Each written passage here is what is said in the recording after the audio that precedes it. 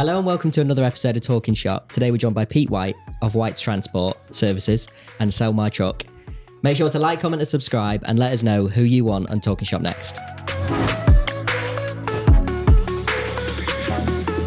I went out in Silverstone last night with a guys that I set all the finance up. Oh yeah, you were saying. So when I was selling the lorries was great, but then the finance guys like, you're missing a trick here. You set the finance up and you'll get a commission from us. That's right. Doing it. So they invited me up there last night to their offices. Really, really smart. But they took me out for a lovely meal. Yeah. And the boss of the company there has got an RS Q8 and he's like, "Do you fancy having a go in it?" I was like, "Yeah, I do." Yeah. So what's that like?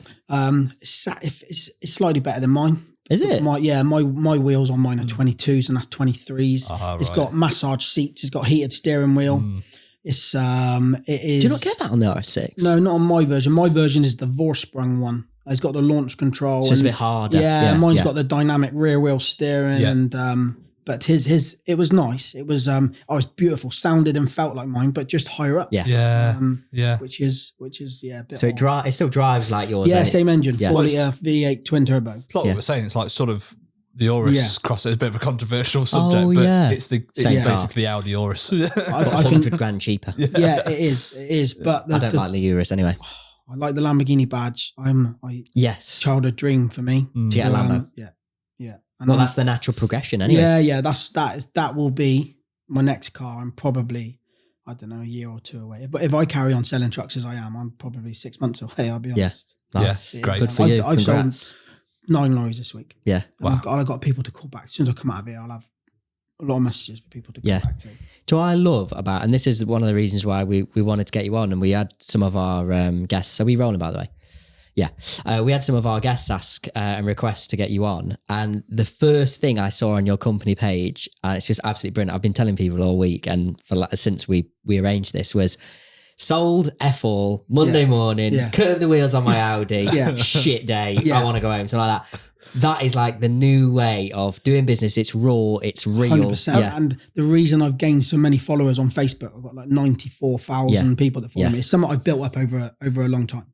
It was because I was a transport company. My dad wasn't very keen on it to start with me broadcasting everything that we did, but all of our successes and all of our failures, I wrote about everything. The things that I've made terrible mistakes with, it's cost a fortune. I wrote everything about what we did. I never put about where we were, where we loaded from. I don't want anybody to know who our customers was. We worked for blue chip customers that paid excellent rates.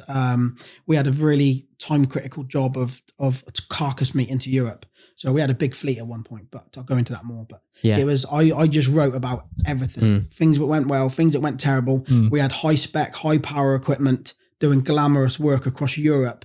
And it just, the following just grew and grew and grew. But I had a few posts that accelerated it. The funniest thing, people would complain about our drivers for whatever reason. Your driver blocked me here, or your driver cut me up there, and your driver done this, and your driver's an asshole. And rather than just like the big companies, the huge corporate companies, they would apologize and then reprimand the driver. Well, I challenged what they were telling me. And some people rang up and it was on the phone, but a lot of it was sent through Facebook message or through email. But I always used to challenge it, and I have a great technique of arguing with people. Yeah, I can hold an argument with anybody. But when you argue with someone, you can't get verbally abusive. You can't shout. You can't swear. And if you don't do those things, you can say anything. Anything you want. Keep calm. Yeah, just stay calm. Say anything you want without no name calling, no shouting, and no swearing, and no getting aggressive. But if you don't do those things, you can have an argument with anyone. Anything. Like as soon as someone starts to shout or call someone a name, the argument's finished. If one person wants it to be. So we had a driver that during COVID, when all truck drivers were absolute heroes. And we and like drivers are if they work too many hours, they are punished heavily. But during COVID, crack on, fill your boots, work as many hours as you want. It was the relaxed hours was such a sham. But during COVID, I had a driver that parked in a Sainsbury's car park in Coventry. Right. And it was about 6 o'clock in the morning, car park's deserted. And it's quite unusual to be able to get an Arctic in a car park for a supermarket. They've normally got the entrances around the back for the trucks, but he actually drove into the car park in Coventry. And he parked the lorry across 10 bays, car bays, walked in, done his shopping. But this is a time when we're all heroes and everybody needs us. Because we're into food transport. And a guy, his name was Chris Long, he sent a picture or from the door of the supermarket out into the car park. There's only like 3 cars in the car park, and then my truck in the background. And he sent a message about how dare you think it's acceptable to park this huge truck in this car park, denying shoppers the spaces of these car parks. I write Kevin and Karen, I call them. I write Kevin moment.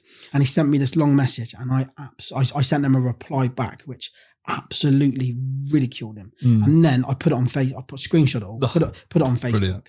Brilliant. And then he sent me a message back saying, I see you think this is funny, laughing about me on your page. But the interaction we had, I kept adding it to the post. And the post had in I don't know, in a couple of days, it had 30,000 shares. It'd be seen by millions of people. And my page used to grow every month by a few hundred, maybe 1,000 people. But I had like 10,000 new followers in a day. So it done me the world of good. But and all of my responses to these people are all witty, sarcastic, but friendly. I always finish it with "Have a great day." Hello, how are you? Thanks for your message, and have a great day. I'll never get nasty or aggressive.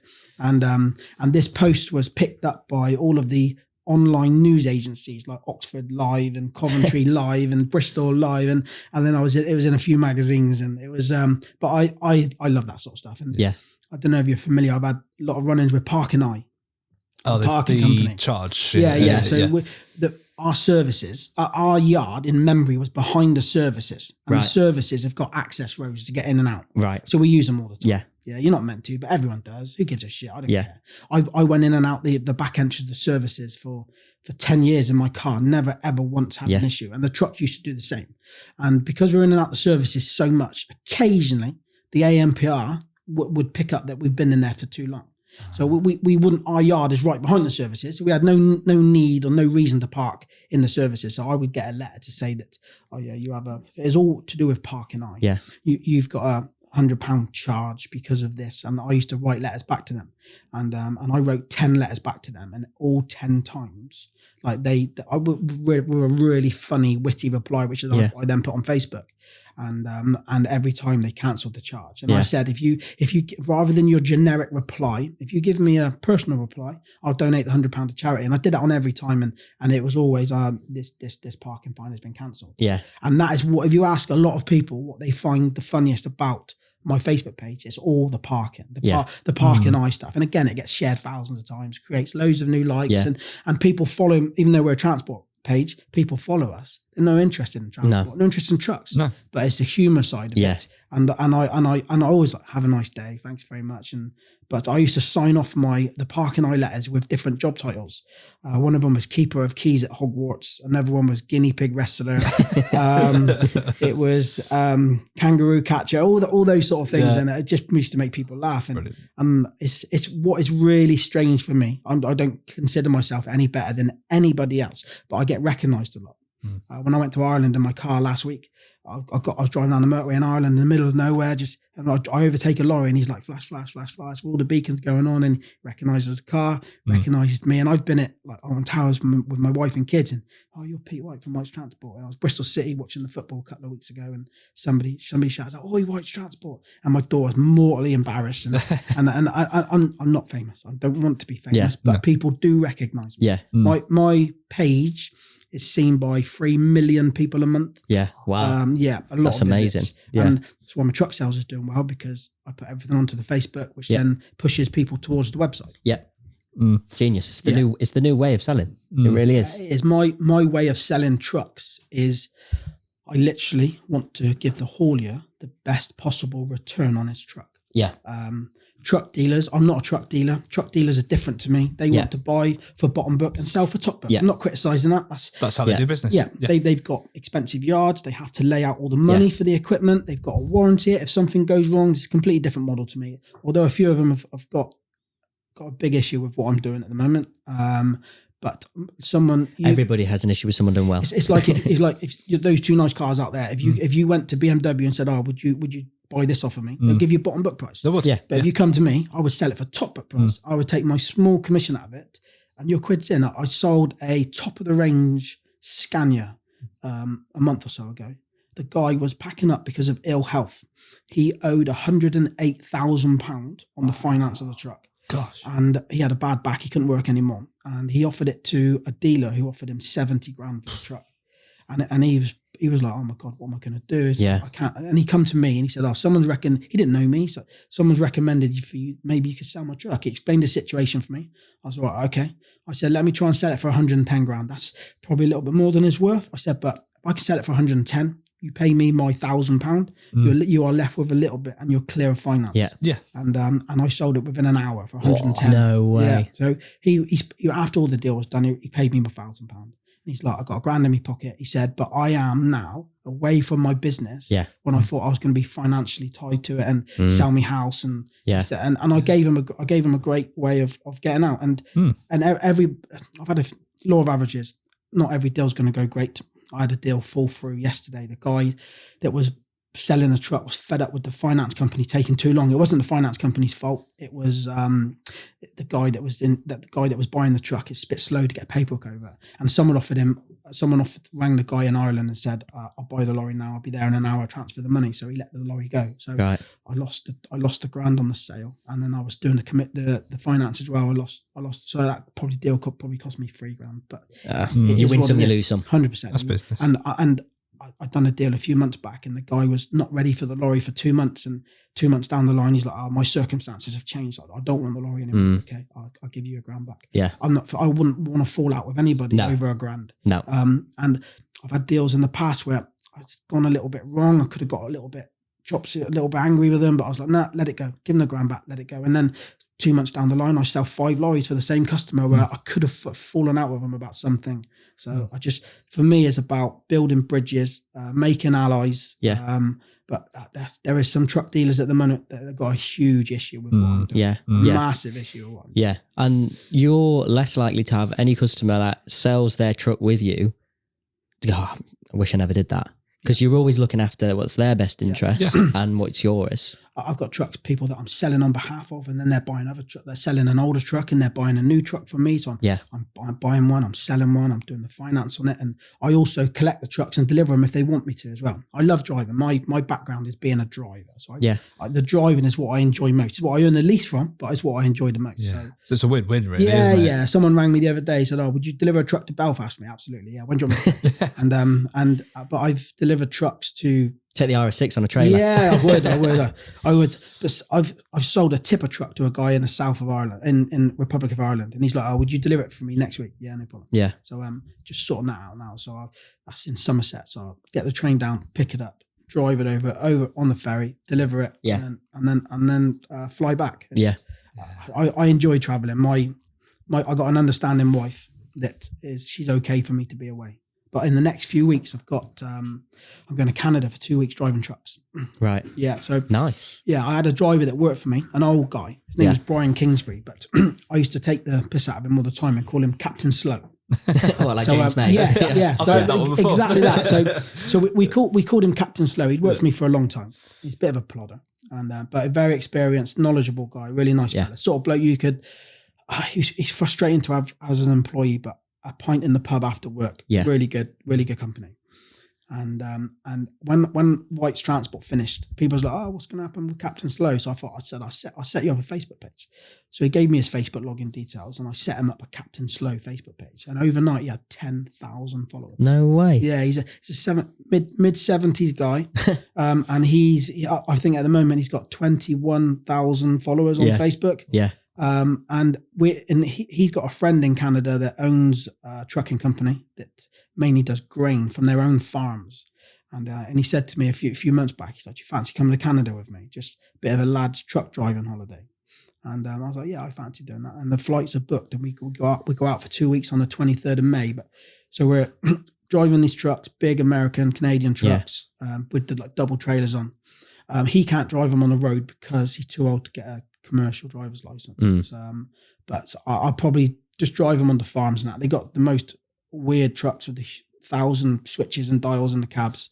But once we're going to do that for a few days, and then we're going to fly down to Nashville for 3 or 4 days on the piss down there. Nice. But he's an old guy, but he is good company, good friend, and young at heart. Yeah, we talk a lot. Yeah, he is. He is young at heart. Yeah, he really is young at heart. But he blogs about where he goes and what he does. and he's got a huge following, really big. Love to check him out. Yeah, yes. You put him in your RS6 the other day, didn't you? Yes, that's it. Yeah, I let him. So his nickname's Captain Slow. So he come down to see me on Monday in my office. He's not been down to my office. Yeah. And so he come up. He turned up dressed smart with a briefcase. And I put on Facebook he'd come for an interview, which he's changed job recently, and I sorted him out with some good work. But we went out for dinner, and I was like, yeah, he's got a Skoda Octavia VRS, which is a fairly quick car in itself, to be honest. But I let him have a go in the RS6, and I videoed it. And then we went out for lunch, had a couple of pints, and he's a decent bloke. I spend a lot of time talking to him on the phone. Yeah, yeah.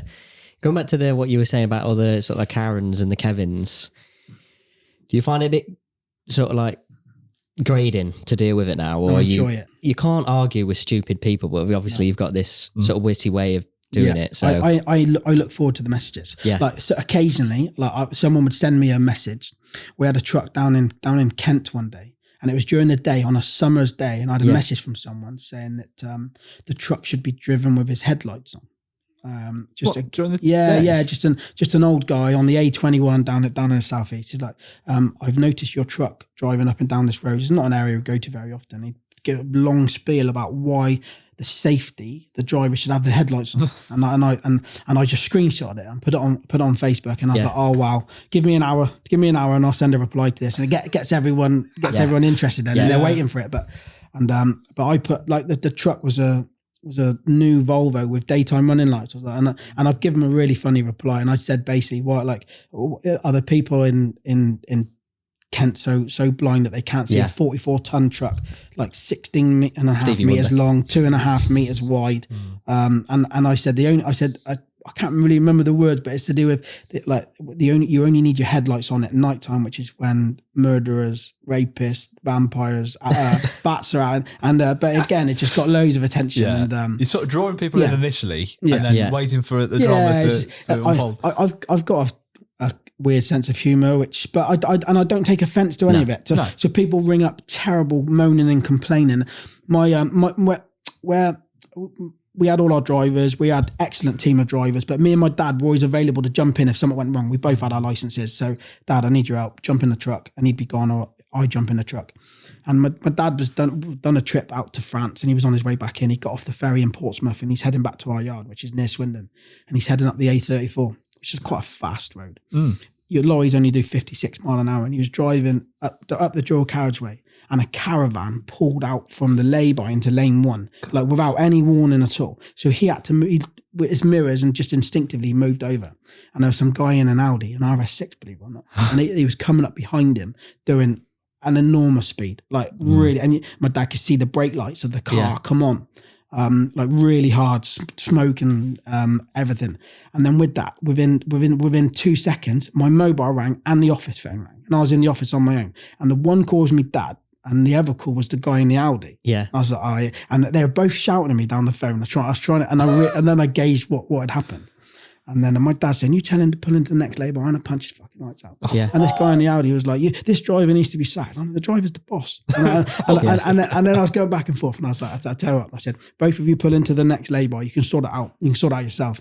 And then my dad pulled over, but the Audi was gone. But I was like, it's just, I would never, we had a driver, again, I put it on Facebook, that delivered to a huge distribution centre in Rugby. And the driver just come in from Europe, driven 2,500 kilometers across Europe to get this load from Italy back to where it needed to be on time, safely. And the driver got there, and he walked across to the office and said, and there's a sign that said we're on lunch between 12 and 1. So like he went back to his truck, 1:05, went back over, rang the bell. He can hear the really loud bell inside. There's lots of people there. Everybody ignored him. Rings the bell. No, rings the bell. And then he's like got pissed off. So he just held his hand on the bell.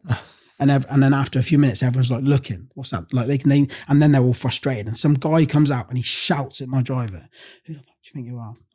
And you take your hand off that fucking bell. You'll be here all day now. So my driver, what did you say? And he walked over to my driver, and my driver just grabbed him by the throat and just lifted him up against the wall, sort of squeezing him. Yeah. And this guy was the goods in manager. His name was Damien. I hope he listens to this. He'll know who he is.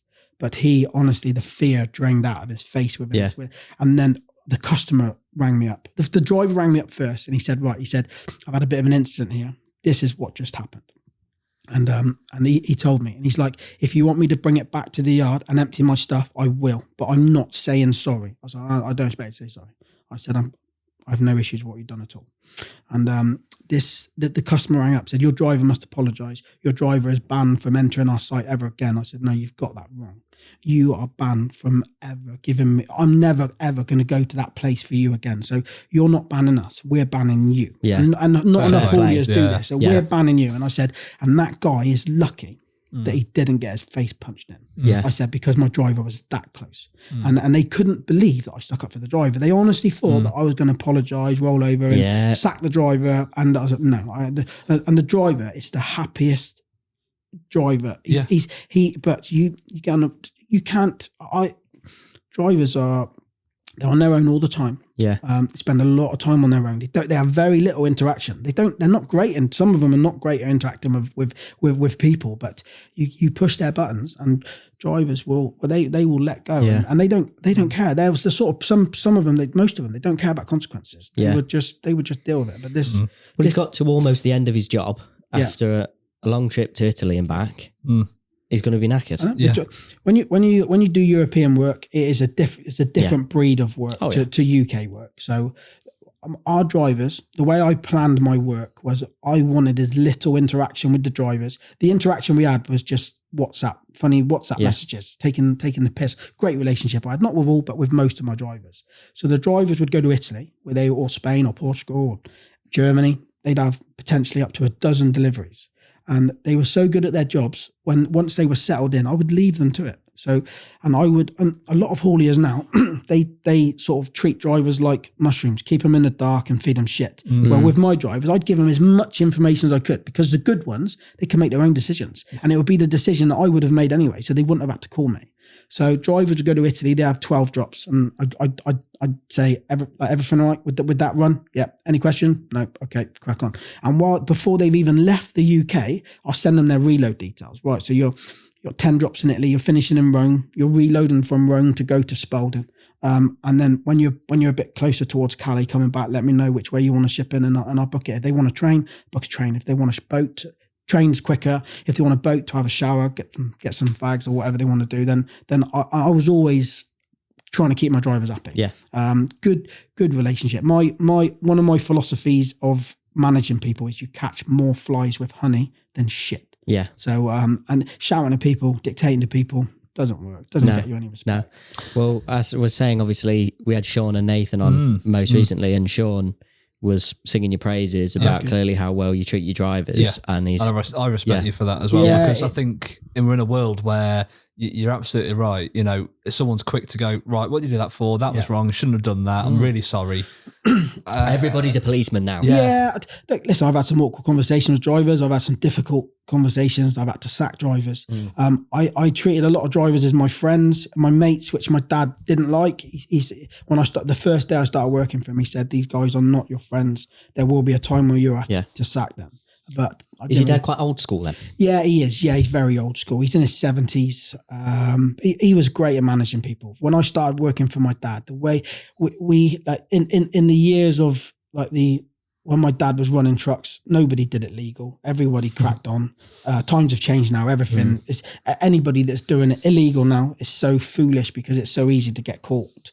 But in the years gone by, my dad was so good at managing drivers, like they could have had no sleep for 24 hours and a quick 5-minute chat with my dad, they're ready to go again, sort of thing. He was brilliant at managing drivers, but come the end of it, he'd lost his patience a little bit. But when he stopped being great with drivers, I started being great with drivers. So do you think your experiences stemmed from watching your dad then? Yeah, my granddad was a truck driver, then my dad was a truck driver. So my childhood, I'm the youngest of 5. I'm the youngest of 6 sons. All right. Yeah. So I'm 44 and my oldest brother is 51 or something like that. So there's only 7.5 years or something between all 6 of us. Yeah. So we're all really close. Shall we have another? Yeah. Yeah. Exactly that. But my dad was a truck driver, and what my dad would do, he would do like 8 days working, 5.5 days. So our hobby was motocross racing. So great childhood. So from when I was 4 or 5 or 6, all I remember is every weekend was going motocross racing. And my dad would work like an absolute dog all week with no sleep, going across Europe and back, doing a trip that would probably take 10 days, get it done in 5.5, 6 days. And he would get home on a Saturday afternoon. My brothers would prepare the bikes. Yeah. And then on a Sunday morning, or sometimes he didn't get home till 5, 6 o'clock on a Sunday morning, everything would be ready and we'd jump in the van and it'd be my mum and dad in the front and me and all my brothers in the back with the bikes, and then we'd be off. And that was every single weekend. Really? And it would be a case of take the tax disc off the car to put it in the van. Which you couldn't do that. Yeah. It was all like beg. It was literally beg, steal and borrow to, I grew up in a council house on a council estate, but I still had a great childhood. We didn't have a lot when we were kids at all. The coolest thing we had, my dad had a Sierra XR4i, Lovely. which is next one down, obviously, from the Sierra Cosworth. Yeah. That was really cool. I remember that when I was a kid. But my dad started out in 92. He bought his own truck for the first 5 years. Terrible luck. Didn't make any money. Really, really struggled. My mum and dad split up when I was 17. Lots of people in transport. It breaks marriages down. Yeah. It is a marriage destroyer. More people are probably divorced and separated than they are married in transport. Drivers as well. They get used to their own company. Then they go home and they change their jobs and they're home a lot, and it just doesn't fit in well. So my dad moved to London. He remarried and then he sort of rebranded the company. And from there, probably in 97, 98 is where it took off. Started having some good work. And then I had a background of sales. So I worked for Nestle and I worked for La Poste, the French post office. So when I was in my late teens, and then my dad just said to me randomly, he's like, do you want to come and work for me? I said, no, I don't. I'm not interested. And he's like, just come and have a go. And it sort of went from there. So the first couple of years I was in the office, paperwork, sending faxes, listening, learning. And then because we didn't really do so much hang and meet then, we sort of got into that by accident. And then he said, right, I'm going out for an hour, and he'd leave me with the phone. And then it'd be, I'm off for 2 hours, he'd leave me with the phone, and well, I'm off for the morning, I'm not going to be until dinner time. And it just sort of grew from there. And we took a guy on, his name was Noel Minshew. He was a driver of 40 years, extremely experienced guy, been everywhere, done everything, knew the job better than anyone. And my dad took him on to be the planner of all of our drivers. But just because you've done the job and you're fantastic at it doesn't make you a good planner, and it doesn't make you great at managing people. And my dad took him on, give him a really good salary. And we would, after a month or so, there was a pub not far from us. I would walk down there at dinner time and he'd be 8 pints of Stella deep, with his face was bright red, and the stress was just too much for him. And my dad was like, no, this isn't for you. And he's like, no, it's not for me. It's not for me. And my dad was like, I need to find another planner. I was like, I can do it. I can do it. He's like, you can't. He's like, you've never really been very far on a lorry. You don't know your way around Europe. I was like, I can do this. Just let me do it. I said, but I want the same money that he was on. And he was like, I'm not doing that, Dad. I want the same money as he was on. And he agreed. And it sort of went from there. So I worked there properly for almost 20 years. And after 5 years, I was sort of running it. And it sort of grew from there. And that's probably when I set the Facebook up. I originally set the Facebook up as a person, not a page. So I had my Pete White one, I had my White's Transport. So people would comment and it was a different setup than when you have a Facebook page. Yeah. And I got to 5,000 people. I just kept accepting anyone. Got to 5,000 people, which you should limit really quickly. And then after a while, I had a message to say that you're clearly not a person. You are a page. So we've turned it into a page. All of the people that were your friends and now your likes and your followers. And I was gutted. I was like, oh my God, it's completely changed the format. I didn't like it. But over time it grew, got better.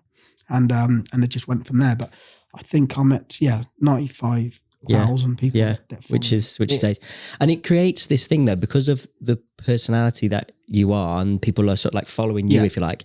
It's become like Pete White's Transport. Yeah, I know. I am my dad had a serious issue with that. Going back a few years back, I was more important to the business than he was. A lot more important to the business. So my dad sort of had loads of spare time. I run the operational side of it. His wife ran the financial side of it. And my brothers, I had 2 brothers that worked for us, and they did the office-based, the paperwork side of it. If you like. And my dad would say to me, right, this job, I want it done this way. No, I'm not doing it that way. And he's like, I don't like how that's done. I want it done this day. And I wouldn't listen to him, and I would only do it my way. And he's like, I'm the fucking boss. I was like, you are, but I'm the one that runs it. And I'm the one that has to get woken up every fucking night with problems and work all weekend. And I'm not doing it that way. I'm doing it this way. And he found that quite difficult. And we had a couple of years where we didn't really see eye to eye and arguing all the time. And we grew out of it. I ended up going, my wife got so fed up with how miserable I was at home. She put my CV onto Indeed, and I had a Kuhn & Nagel come to me and asked me to go for a job interview for a site with 50 trucks. And it was in Avonmouth, 50 trucks or something like that, but they only work Monday to Friday. They're home every weekend. Yeah. And my missus kept on and on. I was like, okay. So I went for the job interview, and I was probably still in my 30s at the time. Early 30s, and I blew them away with my skills of what I could do, but they said you wouldn't be any good for us. I was like, why not? They said because all of the drivers here are in their 50s and 60s, and I don't think that they would accept a much younger guy being in charge of them. Yeah. So we're looking for someone that is also in their 50s or 60s. They said the problem with what they did, their drivers were in a union, and they said you upset one and they will all walk out. And they will all go. And I understood what they mean, because when I first started working for my dad, I was planning drivers. They didn't respect me. They knew that they knew the job better than me. So it is when you get someone in a managerial position that doesn't know the job as well as the people that he's managing, and that was true to me at the start. But it took a while, took a good few years. Yeah. But then the drivers knew that I knew my shit. I could tell you how far it is from capital city to capital city and how long it would take to drive there. And my knowledge of it's only been the last 3 or 4 years that I've driven trucks into Europe a lot. But before that, my knowledge of Europe was amazing. Yeah. It was like motorway roads, motorway names, and Have you like learned all that when you've only been sort of going into Europe for the last few years? Because I was constantly looking at our tracking system. Right. So I would, I had a special way of getting the trucks from A to B so quickly. So we had to do like next day delivery in the south of France from the UK or next day delivery into Italy. So we had a fleet of 20 trucks. Sometimes we had a few subbies that worked for us as well. So we had like 40 trailers. So we had spare trailers. But I would have a driver leaving the UK, say West Wales, and they needed to go down to, we used to do a regular job down to Nice and Cannes, so which needed to be delivered the following day. And it's more than 2 days driving. It's 2 and a bit days driving. So the first driver would leave West Wales 5-6 o'clock in the evening, and he would take it to Calais. It's like from West Wales to the Eurotunnel, 6 hours drive, 7 hours with a break, 2 to 3 hours to cross over on the train, then clear customs. And then the other driver that was there coming back in from Europe with a loaded trailer, he would be like a relay race. It'd be like the trailer would be the baton. So he would pass the trailer from that driver. That driver's just done a full day's work, or most of a full day's work. Yeah. He then swaps trailers. Swaps trailers and parks up. And then that driver his tacho is reset. He's fresh and he's gone. Yeah. And then he's down to the south of France, maybe Lyon area, where there's a driver coming back from Italy. That driver's parked up. Yeah. So then he does his 10 hours drive, gets to so-and-so, swap over, and then he does the last 5 or 6 hours. Yeah. So, and that is what our customers paid a premium for because we're delivering fresh meat. The quicker it gets there, the better. Yeah. The fresher it is, the better. So we could deliver next day delivery anywhere in Europe, but it was difficult to plan. It was I made a rod for my own back, because once I started doing it, the customers were like, we want this done all the time. Yeah.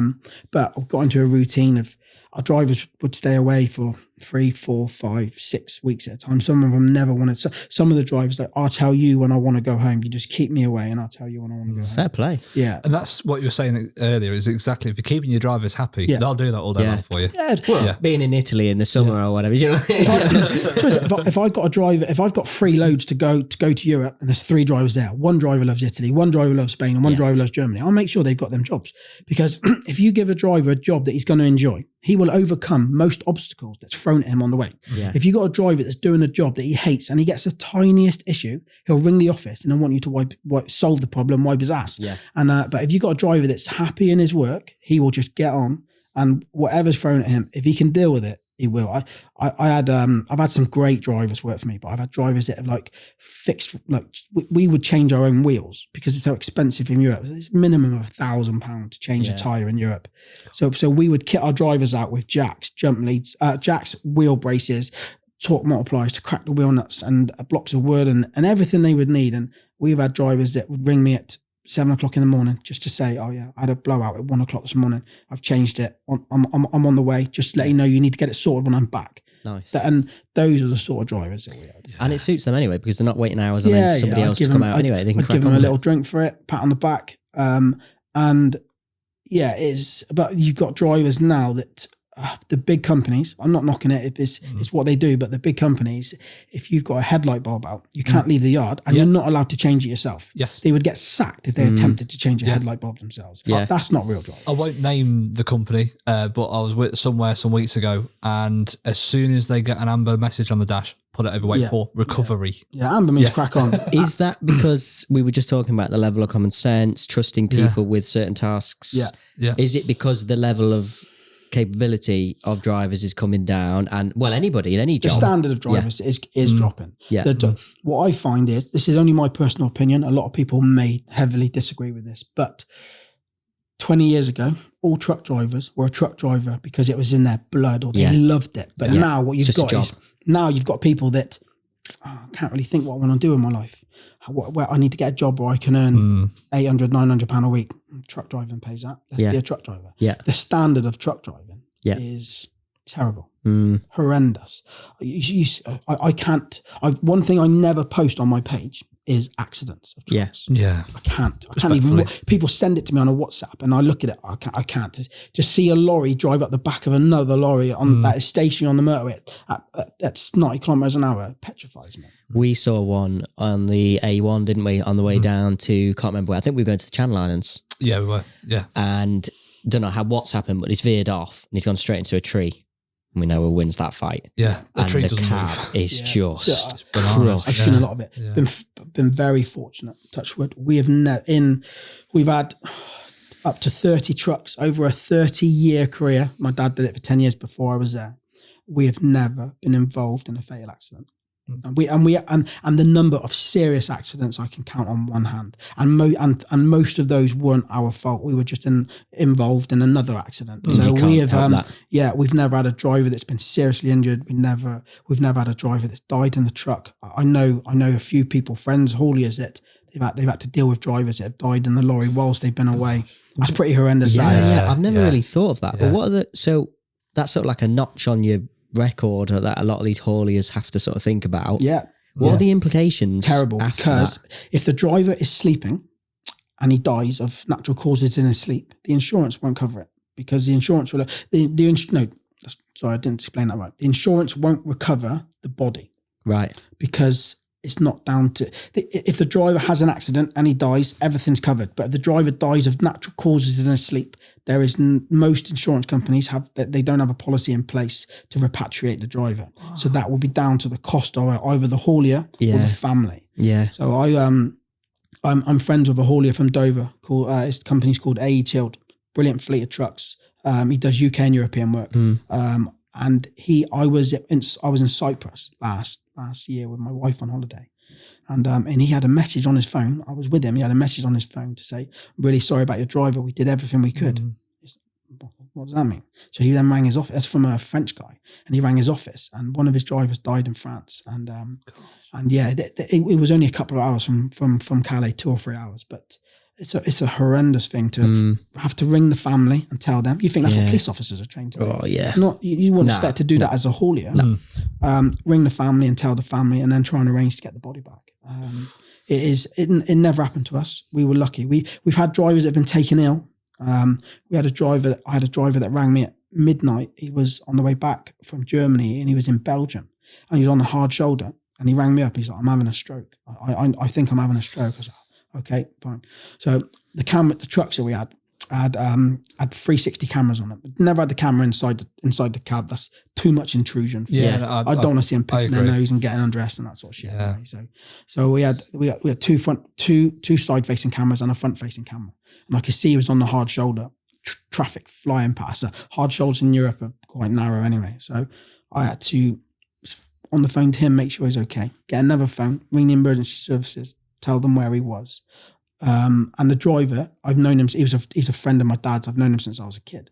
So it's a bit more personal for me because I've known him for a long time. So I'm trying to get the emergency services to him, talk to him on the phone, keep him calm. Fair play, the emergency services within 10 minutes were there. Oh wow, that's amazing. But they took him to hospital.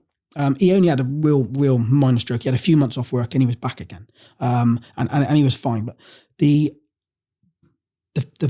police were there. They called a local company to come and take the truck into their compound, literally from the other end of the industrial estate, nowhere. So the driver was in hospital for a couple of days, and they said, he rang me up, said they're going to release me, but I'm not fit to drive. No problem. Me and my dad will come out and get you. So me and my dad done the day's work. Drove. My dad's got a couple of motorhomes because he does motocross racing, so went out to where he was. I got to the compound where the truck was. It's about 11 o'clock at night. I had the spare keys for me. I was just going to drive it away. Yeah. But it was locked in the compound. And I was like, oh, fuck. So I rang, there's a number on the gate. This Belgian guy answered the phone. He's really annoyed that I rang him late at night. And I was like, I'm from White's Transport. You've got my vehicle. He's like, yeah, you must come back at 9 o'clock in the morning and pay the fee. I was like, I knew it wasn't going to be free. So inside his gate, I could see it was like a pressure pad on the inside. Yeah. And I had the spare keys. I was like, I'm just going to jump over the fence, get the lorry in front. I could see it right in front of me, drive it. And then I seen like these two huge dogs around there. I was like, I'm not going in there. I won't be able to get out there fast. So in the morning, me and my dad slept in the motorway, which we provisioned for anyway. So in the morning, rang the guy. He come in. 3,000 euros he charged us. Just for going out at midnight, picking the lorry up and driving it to his yard. 3,000, and we had to pay it. I was my dad took it a lot calmer than I did. I was like, you are joking, mate. And 3,000 euros. And so my dad paid it. Did you tell him why? What the reason? Obviously, what? Yeah, he knew. They don't care. Just the English trucks in Europe are like a cash cow for paying fines, horrendous fines. I've had some terrible ones. Yeah. And so my dad was like, just pay it, forget about it. So my dad paid it. I drove the truck back. My dad waited at the hospital for a few hours, brought the driver back. I come back on the ferry, my dad come back on the Eurotunnel, and we sort of pulled back into our yard at the same time.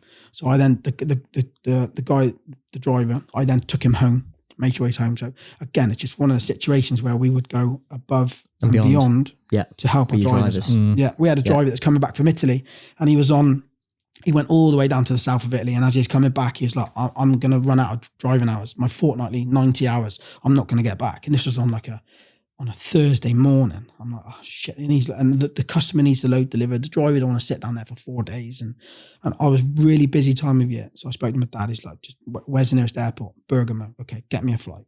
25 quid flight to Bergamo. My dad's in the afternoon, my dad was there. The driver was outside the airport. Driver jumped on the plane, flew back. And my dad brought it home. So we would never leave our drivers high and dry. We would. Fair play.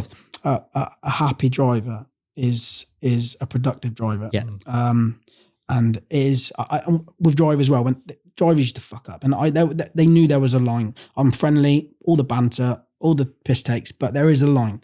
If they cross it, they will see a slightly different side of me. I'm not your average manager or transport manager, but they knew that. Everybody knew what was expected, what needed to be done. 99% of the time, it got done perfectly. Everybody knew what was there. But I whether my approach is right or wrong, I don't know. But it is my approach, and it worked for me. I would never have a disagreement with a driver if they're tired. Tired drivers are like tired babies. Yeah, they will lose their shit. And a driver would make a hot-headed decision when he's stressed. He's made a mistake. He's cost money. He's tired, he's angry, and you that is not the time to pick a fight with them. That's like me on a Thursday, isn't it, Aaron? Pick your moments. My philosophy was if a driver would have a meltdown, something would go wrong. Listen, go to sleep. We'll talk about it tomorrow. Yeah. Even if there was thousands of pounds worth of damage been done, just go to sleep. We do need to have a chat, but we'll do that tomorrow. And in the morning, I'd calm down. They'd calm down. It's a totally different conversation to what it would have been if I'd had the conversation. Sort of in the moment. Yeah. What's the worst country in Europe for fines, have you found? Switzerland. Yeah, I thought you'd say that. Austria, Terrible. Austria? Oh, really? Yeah. So we had a driver in Austria. A lot of it is driver attitude. Yeah. How when you get stopped by any policeman in any European country, you have to be polite and respectful. A lot of drivers are, some aren't. The ones that aren't, they cost you a lot of money in fines. Yeah. So, but if we had a driver once in Austria, they got stopped and they fined him for too many lights on the lorry. And the driver was being fined. It was a heavy fine. He got fined for no snow chains in March. We should have had him, but he got fined for no snow chains, too many lights, something out. There's 3 or 4 fines. It was like a €2,500 fine. And I sent the driver a picture of it's an Austrian company called Peter Vogel Transport. Very brilliant company, well respected, the most amazing fleet of lorries in Austria. But they've got lights everywhere on their trucks. So we've been fined for having too many. So I said, show the policeman this. And I did this a picture of an identical truck, different colour, but more lights than we've got. They weren't interested. They didn't care. So that's because wrong person, wrong time. Absolutely. Bad attitude. You're getting the fine. Switzerland are extremely strict on trucks. Yeah. Different countries have different issues. Like Italy, they're very hot on paperwork. If your paperwork is wrong, you'll pay heavily for it. So if your name and address isn't on the CMR, the transport document, that's €2,000 fine. If it's not filled in correctly, it's €2,000 fine. Spain are very hot on documents and weight. France is very hot on tachographs. Yeah. Germany is a difficult country to go to, but the good thing about the Germans is if you're right, you're right. If you're wrong, you're wrong. There's no grey area with the Germans. Yeah. If you're wrong, you're going to pay a fine. If you're right, they will let you go. Fair enough. Good day. It is. I can imagine them being quite clinical with that. Yeah, they are. They are absolutely clinical. But the Austrians, for me, we sort of stopped going to Austria and Switzerland because of the issues that we were having. Like the drivers would ring up and say, "I'm," because the drivers they follow me, so they quickly ring up. I'm just being pulled by they call it the BAG in Germany, and different. They got different slang names for all of them, but they would be pulled over, and I'd be like, okay, let me know. To come out of it to come out of a European stop without a fine is rarer than coming out. Like chances are, if you're going to get stopped, you're going to end up losing some money. Yeah. Minor misdemeanors. Yeah, they all sound like thousands of pounds worth of fines as well. And well, I mean, to be fair, we're always complaining about what it's like in this country. How does that compare to fines over here? It's frustrating for every UK haulier because you've got the road toll system is just unfair. The whole system is unfair towards UK hauliers. So is this, we're talking in France? Yeah, all over Europe. So if we were to if there was a double man driver team from UK going to Italy and back, they would get off the boat in Calais. They would drive down through France to the Mont Blanc, probably about €600 in tolls, and then maybe about €300 to go through the Mont Blanc, and then if you're going down to Bari in the south of Italy, probably another €900 or something in tolls. Yeah, and then the same coming back. Yeah. Whereas if you had a double man team in the UK, they could get off the boat in Dover, they could drive to John O'Groats and back for £20. Yeah. And that is the issue. It's not fair. Yeah. So, and if we break down in Europe, we pay horrendous recovery fees, and in the UK they get charged a little bit more, but nothing on comparison. The thing with fines as well, and it's for me, I do a lot of traveling, and it's the city tax that pees me off. You got to pay per night. You pay when you get there. You pay per night for city tax. Don't do that over here, do we? No. The Europeans. I've got it so easy when they come to the UK. Yeah. The DVSA and the police are, especially in the last 10 years, because language barrier, they used to usually leave them alone, so they run bent as they like because they know chances of getting stopped are very slim. But now, to be fair, the police, especially in the southeast of the country, and the DVSA, they pull a lot of foreign trucks. Yeah. Which I'm all for. Yeah. It is. I've seen some of the state of the driving as well. It's horrendous. I went to Spain doing a job in a truck last year, and I was at a fuel station getting fuel, and with that I heard a woman screaming, and I was like, "What the fuck's going on?" So I look out. This woman has come out from the shop, and she has seen a driver that's been drinking all day try and drive away. So she's screaming to try and get him to stop. And she's trying to get the guys in the garage to help her as well. They all run over. The guy's trying to lock the door. As he drives off, he smashes their barrier down. They manage to get the door open and pull the keys out. Someone pulls the park brake on the trailer, and the driver falls out of the cab. Yeah. He is so drunk. Really? And he is like an Eastern Bloc driver. Falls out of the cab. He's so drunk. And then the police come, rough him right up, which is great to see. But he was like, I was like, wow, how can you drive that? But so I'm not saying that all foreign drivers are bad. They're not. They're not of course not. But there is, you now see. You need to make the standards.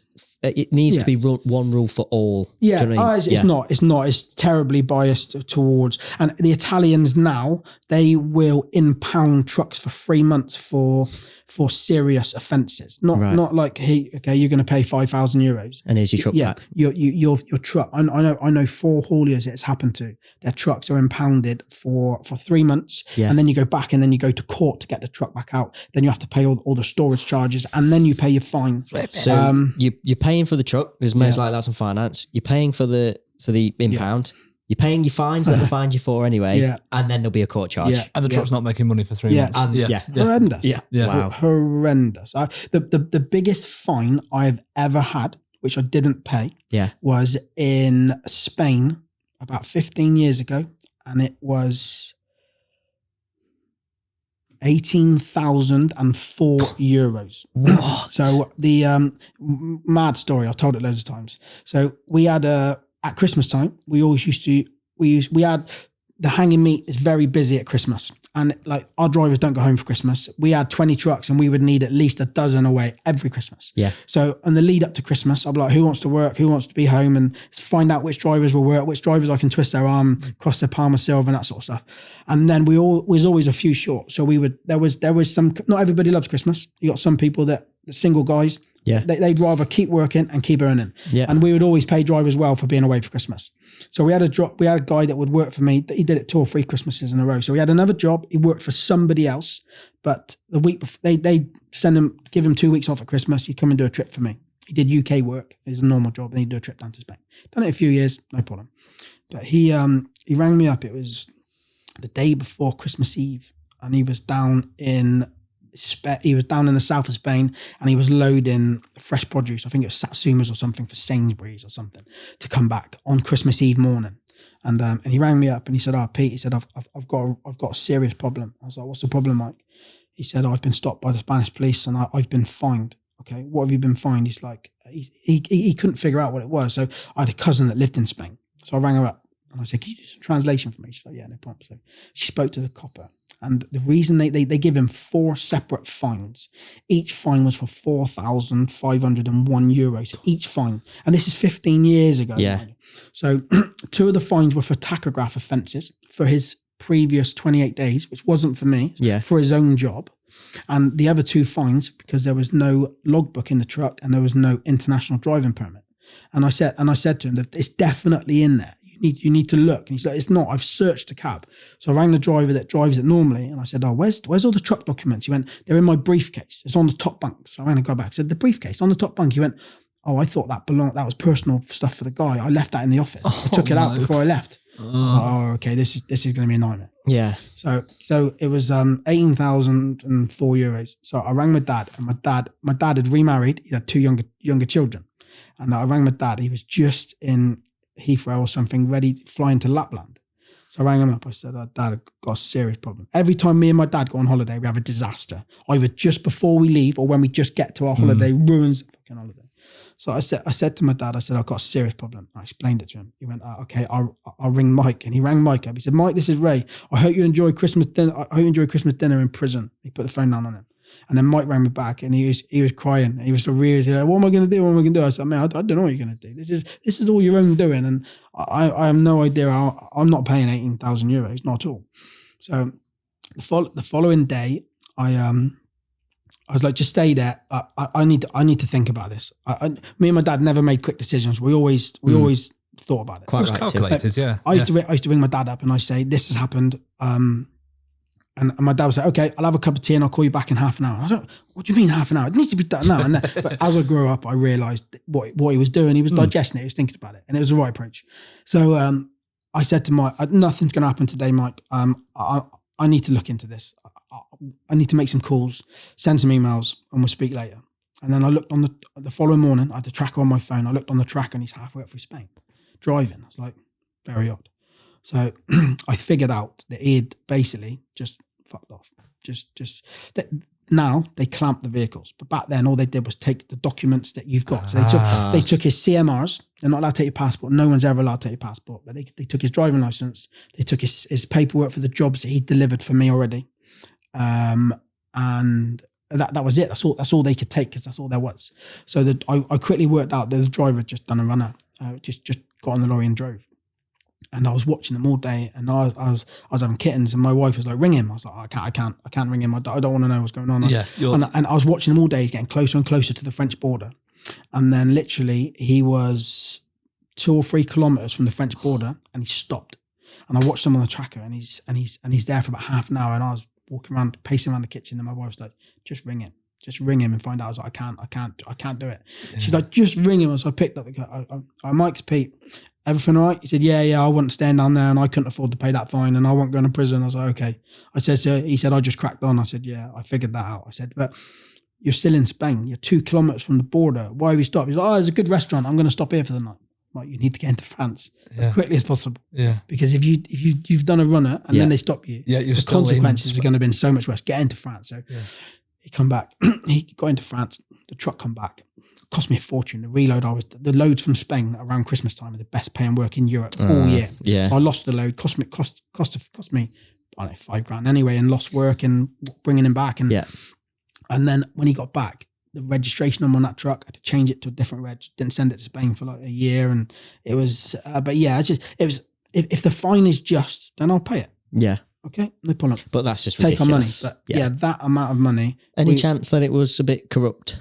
They're not so much anymore, because a lot of it is card payment. But years ago, when my dad was a driver, it was all the European truck drivers used to carry fags and whichever country they're in, lira, francs, Deutschmarks, whatever, pesetas, and if they would get stopped, okay, there's my passport, and there would be like the equivalent of like 20 quid or 50 quid in it. Okay, on your way. There was a lot of that, an awful lot of that. It was only a couple of years ago, we did some traveling. We were driving from Croatia into Bosnia. Lovely, and we had, it's beautiful, but we had a little bit of a warning that if you get there and you find that there's a 4-hour wait and they're making you wait, they want a little bit of... We did a one-off trip just before we slowed it all down, and we took it was a NATO job to North Macedonia, or some sort of military job to North Macedonia, and there was my truck, and we were somebody else was organising it, but they asked us to go to take one, so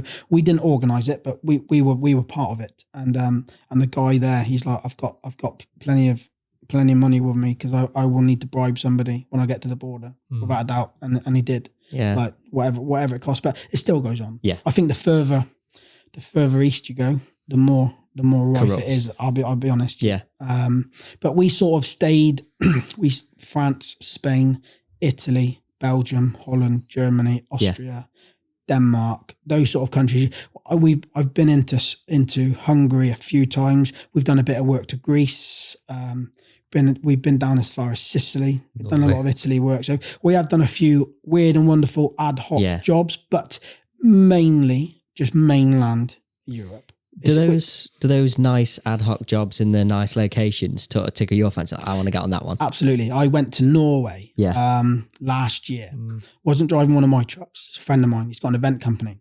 Do you know the American rock band called the Dixie Chicks? Well, they're just called the Chicks now. It's an American band. But my work with refrigerated work is chase, go. 9 hours rest, go. 11 hours rest, go. 24 hours rest, go. But with the event work, it is take your time, and it's very slow. So they allow twice as long as what I would have allowed to do if it was fridge work. So a friend of mine was like, do you fancy doing a trip to Norway? I was like, yeah, sounds great. I'd love to go to Norway. Gorgeous country. Yeah. I'd never been to Denmark, Sweden or Norway. So I was like, yeah, I'll do that. That's fine. So I did the trip up there, and it was absolutely incredible. What an amazing place. However, Oslo is a serious issue with immigrants. Issue, with immigrants, which is weird, because obviously immigrants come from wherever they come from, but it's the furthest point north that they could really get to. It's a long way out of their way to get up there. But it is. But they got a serious issue with immigrants up there. But Oslo itself, why do you think that is? Pardon? Why do you think that is? I don't know. It's just like people say that England, the Great Britain and Ireland has serious issues with immigrants. It's not. It's everywhere. It is everywhere. You go to any capital, any big city in Europe, it's full of immigrants. So it's not only us. We have got a serious issue with immigrants, an enormous issue with immigrants. No, I did see that we were quizzing some politician from an Eastern European country about why aren't you letting immigrants in? And he shut down this UK media big style and went, we let this amount in. Yeah.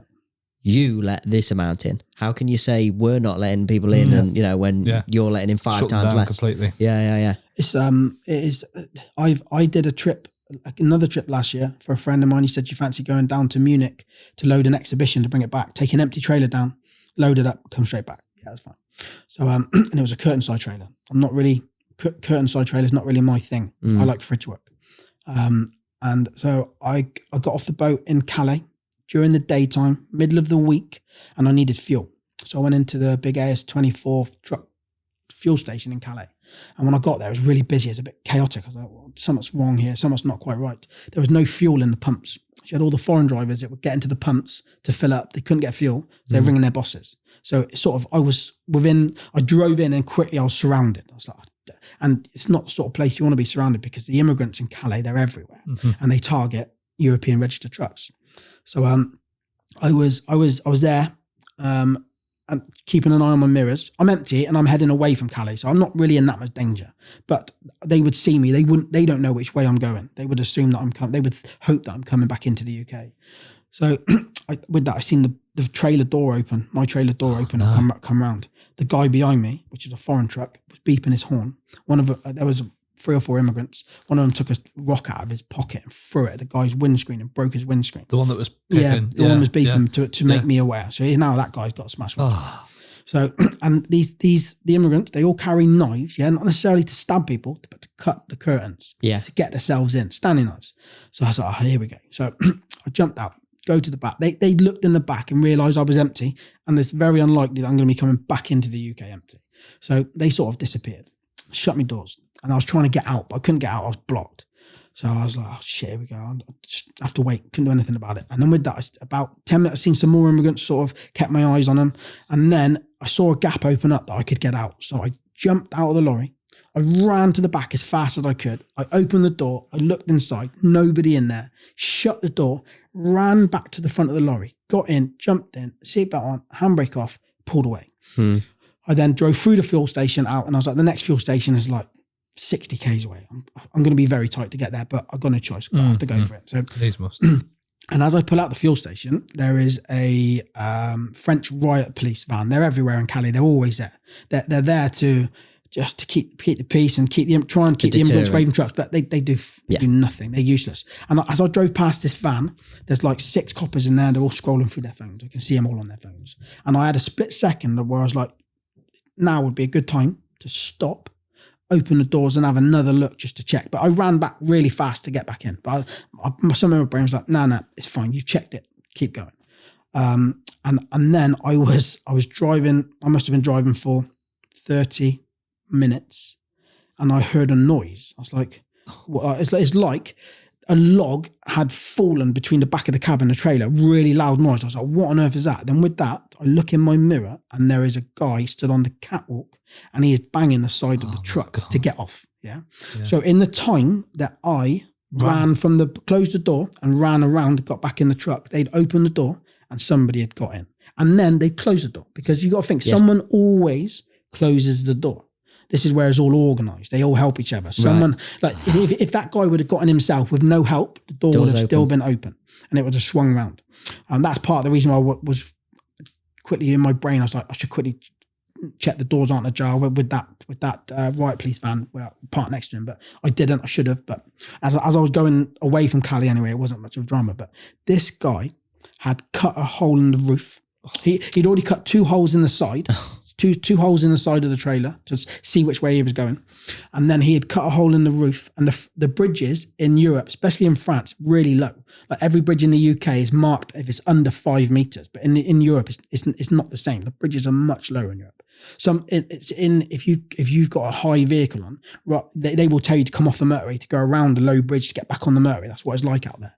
So this guy had climbed, when I was doing 90 kilometers an hour with low bridges, he had cut the roof, he had climbed out and he had climbed down between the back of the cab. And like where the back of the cab is literally, there's just a prop shaft, which is spinning. Yeah. You could fall down there but he climbed down and then he's banging on the side of the truck. I was absolute disbelief. And I have been, at White's Transport, we were a member of the Border Force Accreditation Scheme. So they know that we, as a company, we were doing everything we could to prevent it. So this guy's banging on the side and then he's angry with me because I'm taking him in the wrong direction. He's furious with me because I'm taking him in the wrong direction. So I slow down on the hard shoulder and I'm not stopping. I don't know if there's any more. He's got a knife because he's cut 3 holes, and I didn't know about the holes on the side, but I knew he would cut the roof. To get out. Yeah, I was like, I'm not stopping. So I slowed down to a crawl and I'm telling him to jump and he's like, no. And he's waving his blade. So he wants you to turn. No, he just wants me to stop so he can get off. But I wasn't stopping. Right. I was like, if like the lorries pull away really slowly, I was like, there's no way I'm coming to a complete stop. Yeah. So I was crawling, I was shouting him to jump off. And then in the end, he jumped off. I was hoping he was going to go under the wheels when he jumped off and I was going to run over him. That's what I was hoping. But he jumped off and then he started walking, but he was armed in the air. He was so furious with me. And he's just caused hundreds of pounds worth of damage to your trailer. And he's furious with you. Yeah. I went to the next péage, which is a fairly secure place, stopped, and then I realised the whole... So the guy I was working for then, I had to ring him up and say to him, mate, I'm really sorry, but this has happened. But again, I felt guilty. It had cost money, but I was the victim. I was the victim of crime. That's how I look at it. Mm-hmm. So it is the lorry drivers and the hauliers are fined terribly, expensively. There's a high profile case a few weeks back about a haulier being fined an awful lot of money. And he was part of the Border Force accreditation as well. So you've got lifeguard boats. The down in Dover, they go out, meet them halfway and bring all the immigrants back in because it's unsafe where they are across the water. But if a driver and a haulier brings them in, heavily penalised. There was the company in the east of England that got fined. Actually, they're not Northampton way, I think they are. They were fined £66,000 and the driver was fined £36,000 for bringing immigrants in the back of a trailer. And it got, the guy put a post on Facebook which went widespread. Everybody shared it. Everybody talked about it. I'm not sure what the outcome of it is, but we've had it before. I have had a dozen immigrants in the back of a trailer loaded with ice cream at -25. And the driver come back from Germany, stopped in, I wasn't the driver, one of my drivers come back from Germany, stopped in Belgium, had his lock on, but there's ways to manipulate it to get the locks off and then put the lock back on so everything looks fine. Yeah. He went through all of the security points in Calais, no problems. He is in the lane waiting to go on a boat. And before you get on the boat, the sniffer dogs walk up and down every vehicle. And there is no better detection of immigrants than the dogs. Dogs are the best. You can get through everything apart from the dog. Really? And the dogs, it's the final check of getting on the boat. I look forward to the dog coming up. Yeah. And the dog come up and they started barking. And then they come to the driver's cabs. You need to come and open the doors. And the driver's like, -25. Nobody's in there. It's like, well, the dogs detected something. Yeah. You need to have a look. So they come out, they open the doors, and these pallets are literally, there's that much of a gap between the top pallet and the roof. Yeah. And the temperature is -25. Ice cream and ice cubes is frozen product anywhere -18 is fine, but ice cream and ice cubes is always -25. Yeah. And it's on constant as well. So when you got just a normal frozen product, like the fridge has like a 3 or 4 degree variation and it shuts in, shuts out. Yeah. When it turns on and off, it can go down to like -14 or 15 before it kicks back in again. Yeah. But the ice cream, -25, non-stop. That temperature is maintained. And they open the door, all the frost come out, tiny little layer, like that much. And when they put the ladders up, there was 11 people in the trailer on top of the ice cream. Yeah. The temperature at the front is always colder than it is at the back because of the engine. Yeah. And when they got to the last person, there's a woman, they had to pull her out by her legs. She was unconscious. And they're lucky they were found. Yeah. Oh yeah. They would have been dead. They'd only been in the trailer for maybe an hour. Yeah. From Belgium back in an hour and a half tops. The risks they take. I know there was a 2-hour ferry crossing them, and then the load wasn't for delivery until Gloucester until the following morning. Right. So They got them out. One of them was unconscious. I believe she lived. But the driver, we were fined as a company, which we appealed, and we were cleared. But our driver was fined for that. Because you've got there's two fines. There's a fine for the haulier. There's a fine for the driver. But if the haulier is proved, like we did, that we have given the driver everything possible to make sure it's right, the driver then has to do his bit to make sure he's also doing everything possible. And that they found the driver guilty, not doing, and that our fine was. But if the driver refuses to pay, haulier still has to pay anyway. Well, we all saw what happened a few years ago in 2019 with a similar incident. Yeah, that was unbelievable. And the reason of all those people died just because was how many people was in there. They were doing that on a regular basis and it was greed. Again, greed ruins everything. So they were doing it with 10 people and there was enough oxygen in it. But the ironic thing is that obviously the fridge is a sealed box. It's an airtight box. So every time they breathe oxygen, they're breathing out carbon dioxide. But if they would have had the fridge running, the fridge would have been running, it would have been sucking the air out. And getting rid of the air, and they would have been okay if the fridge was running. So if they had the fridge running at say a temperature of plus 15, that literally the air would have just been recirculated all the time. But it was the fact that, and I think the trailers, all the trailers got probes in, so they know how. That even if the fridge is off, the probes will detect the temperatures. You can plug your laptop into a trailer and it will download all the temperatures. And I think the highest temperature that trailer reached was something like 38 degrees. Imagine being on holiday when it's 38 degrees outside, you're melting. And it was, how many people was in there? 38 or something like that, And you think you can fit 26 pallets in it. So what little space each person had. I didn't realise that. So the fridge on actually would have been... the air would be circulated. But that was when it initially happened, I stuck up for the driver. I put a post on Facebook about him, thinking that the driver was innocent, and I was like, and a lot of people were. He was a well-known, well-liked guy. I'll be honest. And you can see on the videos as well the panic. You can see the panic in his and the phone calls as well that were all recorded. It is. Your mobile phone is what incriminates most people when things go wrong because everything's on your phone. Yeah, the location, times and where you're at places, the phone calls you make. Yeah, it is. And the texts you send. And that is why a lot of companies have the cameras in the cab. And there is a lot of companies have cameras in the cab that they don't record all the time. If there is an accident, it goes back 30 seconds. I see. And then it records 30 seconds prior to the accident. So it's not constantly watching what they're doing. It's not constant. However, if you're in a cab, I've been in a cab with a camera looking at me. It is. If you think, is someone watching me right now? It's intimidating because it's your space, isn't it? You know, it is.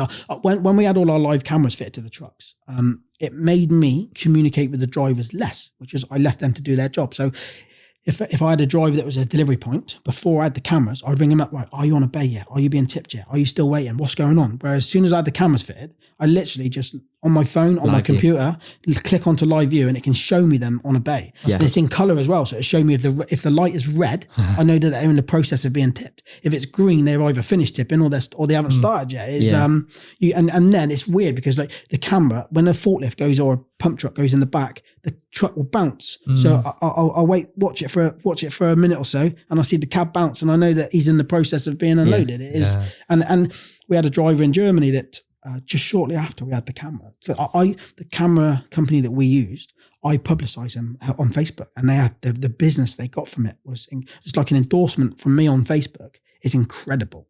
They had so many people that they signed up because of we had it on our trucks, and we had a driver in Germany. It was one lane, and there was a lane next to him that was merging in, when you're in Europe in a right-hand drive truck, the passengers, whenever there's 9 times out of 10, if a driver has a dink in Europe, it's always the passenger side step, blind spot, terrible blind spot in a truck. So the driver was driving in a lane, and there was a car coming merging, and the driver rang me up and said, I've just had an accident. And I was like, who's it blame? He's like, I don't really know. I didn't see the car. I don't know if I'm at fault. The woman in the car, the people in the car blaming the driver. People that saw it blame the driver. Other vehicles blame the driver. The police was there really quickly, and within 5 minutes, I downloaded the footage onto my phone, sent it to the driver. The police had turned up really quickly, blaming the driver. Driver's getting a right hard time. And I sent the driver the footage, and it shows the driver clearly in his lane, and this car crossed a solid white line, touched the truck spun it round and then pushed him forward. It was a slow impact collision, but a 44-ton truck pushing a car, it crumpled the car, all the side of the car, and our truck, the headlight, the step, it's still done a few $5,000 worth of damage to the truck. But the second the driver showed the policeman the footage on the phone, straight away absolved him of any blame, and then the copper turned his attention to the car driver. You are at fault. This is your, and then treated my driver then like, rather than a criminal, like a victim. So the cameras are expensive, and that is, they are great. They are and the cameras now in the trucks, you put your left hand indicator on, the stereo system will change to the camera. So like you put your left hand indicator on, you look and you can see it, because there's horrendous blind spots. So I was in Swindon in my because I've got a left, well, I sold it, but I had a left-hand drive 770 Scania, which is the Rolls Royce of trucks. Me and my dad shared it. He'd drive it one week.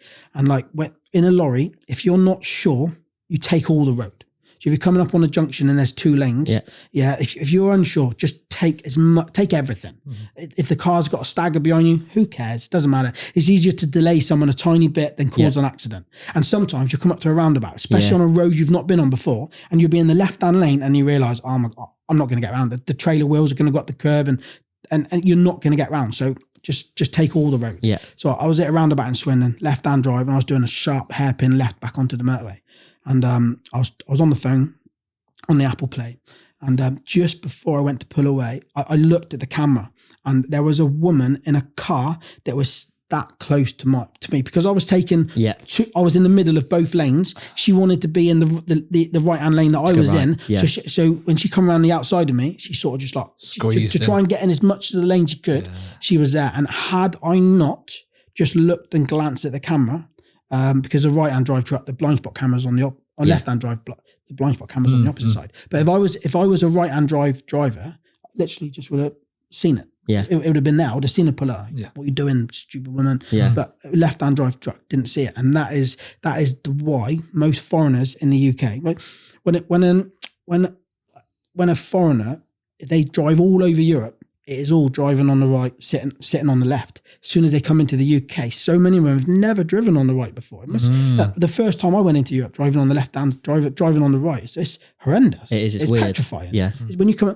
When you come up to a péage, they're really narrow. They're designed for you to go through slowly, so you don't fly through them, because it's dangerous. So they're really, really narrow. It's like, it feels like there's like the width of a cigarette paper either side of you. So when foreign drivers come into the UK, the reason there's so many accidents is always blind spot. And the blind spot in trucks is horrendous. Cyclists, I could talk about them. I could talk about them forever. They are, you and me both. They're everywhere now. They're like a plague. I educate my wife all the time when she's driving, and like she'll be too close to lorries. I'm like, get away from these trucks. Get away, because with a truck and a car, it doesn't matter who's to blame. The car driver is the one that's going to die. So I say to my wife, just stay away from the lorries. Speed up, get past them, drop back, but never sit between 2 lorries, because there might be a lorry that stopped in a traffic jam, then you stop, and then the lorry behind you stops, but the lorry behind him, 90 kilometers an hour. And then suddenly that car is buried under the trailer, on fire, and you burn to death and you can't get out. It's, you know what, I see a lot is in like 50 mile an hour zones, average cut, people sit alongside lorries for the whole 50. I'm thinking just either drop back or do the thing more. That frustrates you with 50 mile an hour zones. Lorries drive on cruise control. So they drive so the second they get to a 50 mile an hour zone, the cruise control to 50. They just drop it back to 50. But you got car drivers that are doing 43, and then they slow up to 51, and then they slow back down, and constantly the car drivers are doing this with the lorries. They don't understand how average cameras work, so they speed up to 55 or 60, then they get to slam side down to 40 again. A bugbear for me is when you're on the motorway, there is no right for a lorry driver or anybody does not need to move over if there's a vehicle coming down a slip road. So I'll be driving a truck, all drivers, they'll tell you they hate it. You driving on the motorway 90 kilometers an hour, and there's a car coming down the slip road matching your speed, and then they get to the end of the slip road, and then they panic, like, what am I going to do now? And like they all the way down the slip road, at no point do they look over and think, right, I need to speed up to get in front of him, slow down to drop behind him. And obviously most drivers, they will will always move over. There's some drivers won't, no assholes, but most drivers, they don't need to. But if you're driving on lane 1, there's a vehicle on the slip road, look over, move over to lane 2. But sometimes you can't move over to lane 2. So you have to stay in your lane and you're on cruise control. You're not going to knock it off. And then it's a bit of a cat and mouse and you're watching this idiot join, and then you can see the panic in their eyes at the end of the slip road. And then they brake and lock up and go on the hard shoulder, then they come behind you, and then when they come past you, then they're giving you all the mouth. And they don't realise they are 1,000% to blame. Yeah, they're the one they're shouting at the lorry driver. Education for new drivers with regards to HGVs.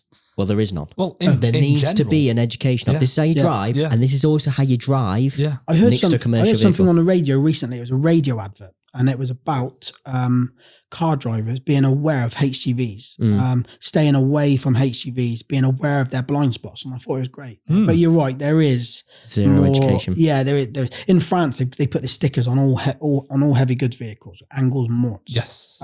Which make the lorries look horrendous. But and I think if someone can't see a truck, they're not going to see a sticker. No. If someone can't see the truck that's about to run them over, then the sticker is going to make. Gee, that's a box ticking exercise. Well, we put a sticker on it. What do you want us to do? We put a sticker on it. It is. But in London now, they're changing it. In London, you need to have a window in the passenger door. The trucks need to have a sensor. So if someone walks out in front of you, the truck will brake. PSS or something it's called. I think it's called. And audible indicator warning. But that's annoying. Like you're on a motorway driving a truck. You pull out to overtake someone. You put your indicator on. Stand clear. This vehicle is turning left. No one's listening. And oh god, or you're in a tight place and it's late at night and you're trying to reverse around the corner. You got all the drivers that are asleep and it's stand clear. This vehicle. It should be on like I've seen it. GPS. It should be on where you're located. A button.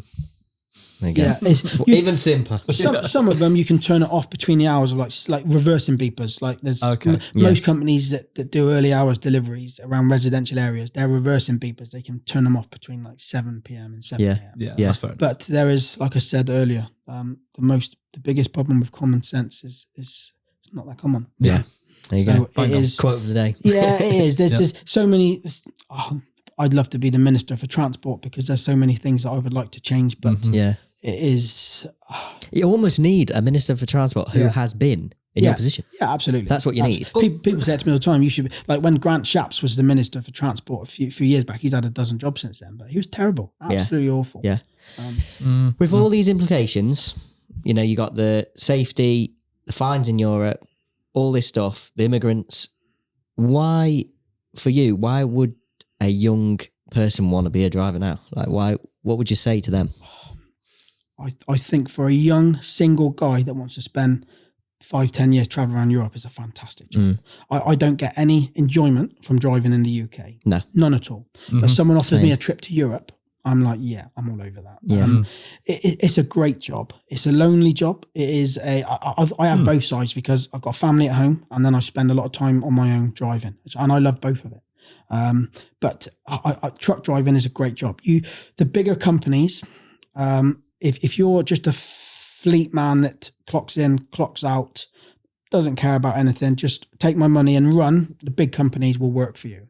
But if you want to be part of the team, treated as an individual, you want to work for a small family run firm. Yeah. Because the family run firms will look after you. They'll lend you money to get your car fixed. They'll let you finish early because your dog's sick, and they will help you. They will bend over and help you. Like a family. Yeah, absolutely that. The things I've done for drivers in the past, years ago, we had a driver that smashed his car up, so we paid for it to be repaired. And then we rented a van for him. And this is why my dad stopped helping drivers so much. We rented a van for him, and the van was on our insurance in our name, and he wrote it off on the way home, driving like a maniac. And then he brought it back. We had to sort all of that out. And then he picked his car up after we'd paid for it to be fixed, and then he wrote that off as well.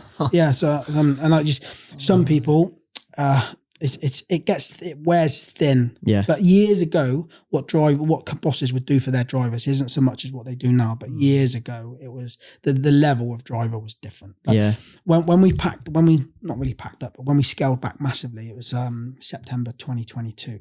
At the time we packed up, we had the best equipment, we had the best rates, and we had the best work. but we didn't have the best drivers. The best drivers we had was 10 years ago.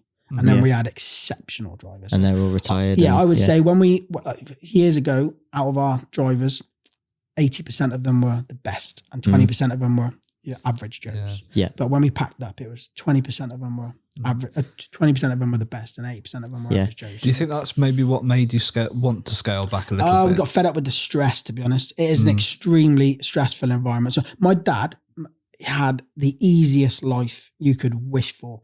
His son, who he trusted, run his business, was making him money. His other two sons were doing all the paperwork. His wife was doing all the financial side of it. And he literally, my dad loves motocross. He travels all over Europe doing motocrossing.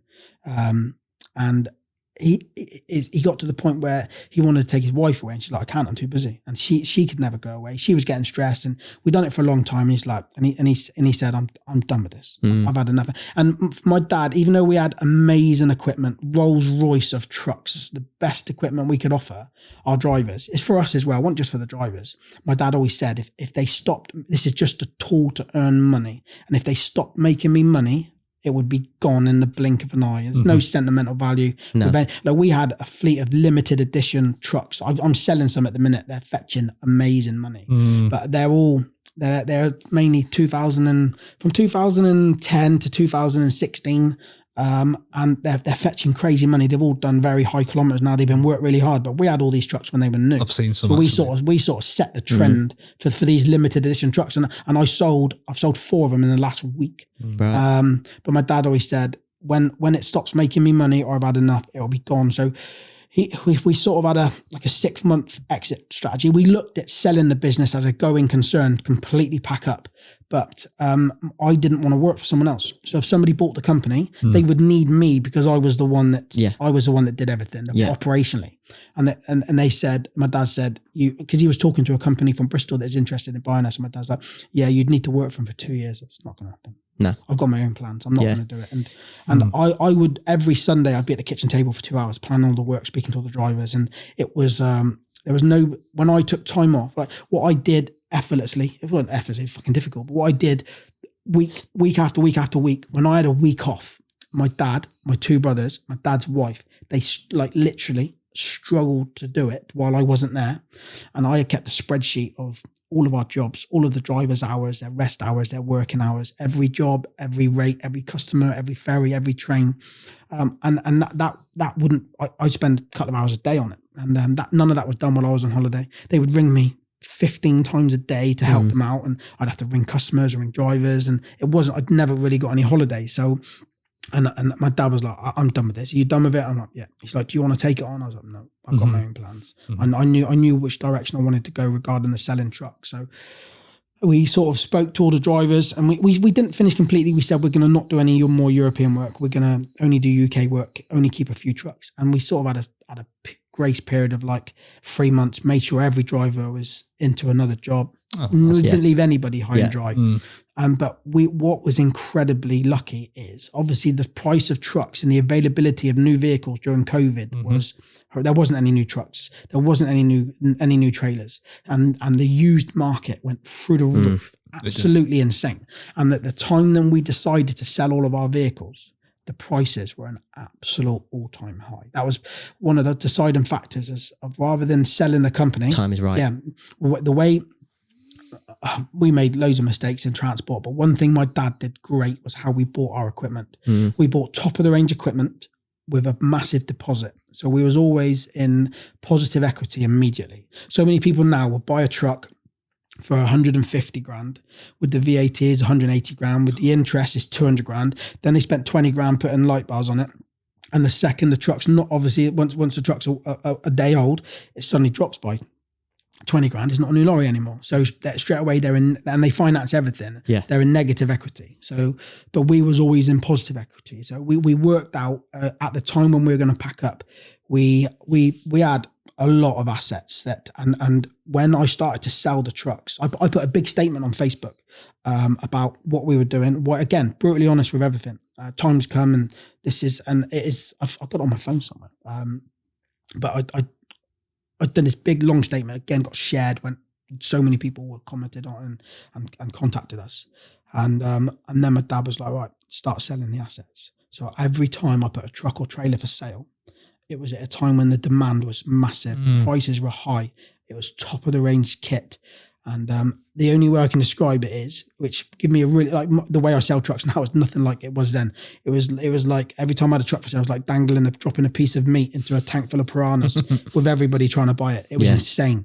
People outbidding each other. And I sold we had 20 trucks, 40 odd trailers. And within a month, it was all taken for. And we were selling trucks for more than we bought them for when they were new. You never make money on vehicles. No. Never. Don't matter what vehicle, unless it's like your classic car. Yeah. You never make money on vehicles. You always lose. Most vehicles lose on average about £1,000 a month depreciation. But we made money on a lot of our trucks. And we had, give me an example. We had 2 examples. So we had 2 trucks that we bought from Ireland. We bought them outright. They were £103,000 each. We kept them for 20 months and we sold them for £116,000 each. And then we had 2 brand new Scanias. They were 69 plates, S650s, again, top of the range. Very nice. And we paid £143,000 for them. And we kept them for 3 years. They were on a 3-year maintenance contract. They cost us nothing. We had 2 good drivers, drove them from new, and I sold them for 127 grand each. Wow. So we worked out, I might be wrong, but there and thereabout, they cost us about 90 quid a week to have each one of those trucks. If you were to rent, if you go to Scania now and say, right, I want a top of the range truck on rental, £800 a week. Yeah. £700-800 a week at least. Yeah. And we worked out that's what they cost us. So the way my dad and my dad's wife, the way they decided how to buy our assets was what made my dad come out of it with we had good bank balance anyway, but it was our assets that made my dad really wealthy. Yeah. And that sort of, I've been buying and selling our trucks for a long time, but though that couple of month period of selling trucks, people would then say to me, mate, can you sell my truck for me? Yeah. And I was like, I'll have a go. And then I sort of knew where I wanted to go. I was but I was going to go and work for somebody else and selling trailers. So someone's like, mate, can you sell my truck for me? Oh yeah, what have you got? I got this. Okay, fine. Send it over, put it on Facebook, sell. And then put someone else, and then the truck sales grew from that. Yeah. So I went from working for my dad full time to doing a little bit of part-time truck sales. I had a year of driving a lot, doing sales from my phone. Yeah. And then it's progressed now to where I am now. I've got an office, very professional setup. I've got a website, which put a lot of time and effort and thought into, which is brilliant. Yeah. Because if I put something on Facebook for sale now, unless it sells immediately, within a day or two, it's way down the news feed. Nobody can see it anymore. So all of my Facebook pushes people to my website, and then everything is on the website in all categorized in order. So the website for me was a game changer. Yeah. I'm a bit of a career salesman, if you like. That's all I've ever done. Yeah. I mean, I'm only 28, turning 29 next month, and my missus likes to remind me that I'm 30 next year. She just basically goes around saying I'm 30 already. But yeah, that's all I've ever done. I have sort of passion for it. You've then gone obviously from running a transport firm straight into sales. Yeah. How have you found that transition, and do you prefer this role? I still love driving. Yeah. I still really, really enjoy the driving aspect. But the sales is what is earning my living now. Yeah. But what is great with the sales is it's no stress. So I'm a firm believer of hard work doesn't kill anybody, but stress does. And running a transport company is horrendously stressful. I've got a few sayings in transport. You might like this, but in transport, every day is a shit day, but some days aren't as shit as others. That is how I look at transport. You never get home from a day of transport and think, what a fantastic day today. It doesn't happen. And also in transport, you need to spend 100 grand to make £1,000. Yeah. That's the outlay of trucks and trailers and insurance and diesel and wages and tires and tolls and maintenance and licenses horrendous. And what the trucks earn is the same as what they were earning 15 years ago. It's not fair. It isn't right. Tesco just reported how many millions of pounds of I worked out. I saw what Tesco earned in profit last year, and I worked it out. They made £7 million a day in profit. Yeah, all of the prices are going up because of the cost of living. Yeah, I'm sure they could help. Yeah. The supermarkets could help a little bit. Yeah. £1 million a day profit every single day. Transport companies, farmers, the technicians. Well, that's where it's at. That whole world are getting rinsed. Yeah, and the supermarkets are profiteering. The ironic thing about transport is the people that make the least amount of money in transport is the hauliers. The money in transport is in the sales. Yeah. It's in the finance. It is that the money in transport is around transport. It's not in transport. Yeah. I'm certain of it. Which is sad. Yeah, it is. We did well as a family business because we established for a long time. And in transport, really, if you're built those assets. Yeah. If you're a successful transport company, you only get the money at the end. When you pack up, when you finish, that's when all the money comes in. It is just a constant battle with cash flow. When you put a new truck and trailer on the road, so you put a new truck and trailer on the road, it's £200,000. You got to pay 10% deposit, 20 grand. You got to pay the VAT, 40 grand. So that's 50 grand you spent out before the truck's even on the road. Hopefully you've got the work for it. And then the insurance, I think insurance is about £8,000 a year now per truck. And then you've got to pay, so you put the truck on the road, you've got to tax it, £1,200. Then you have to pay the drivers on 7 days.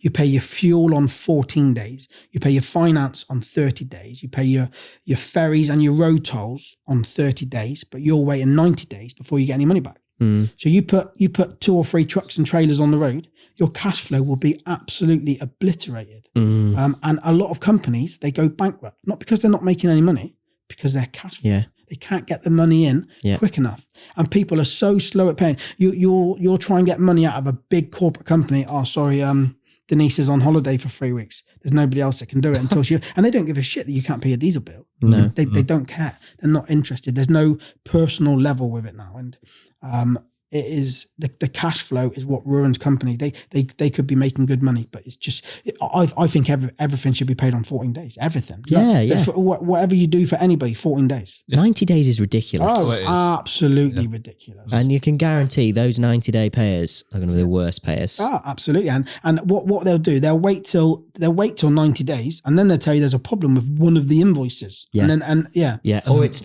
sorry, we thought it was 90 days, not 90 days from date of invoice.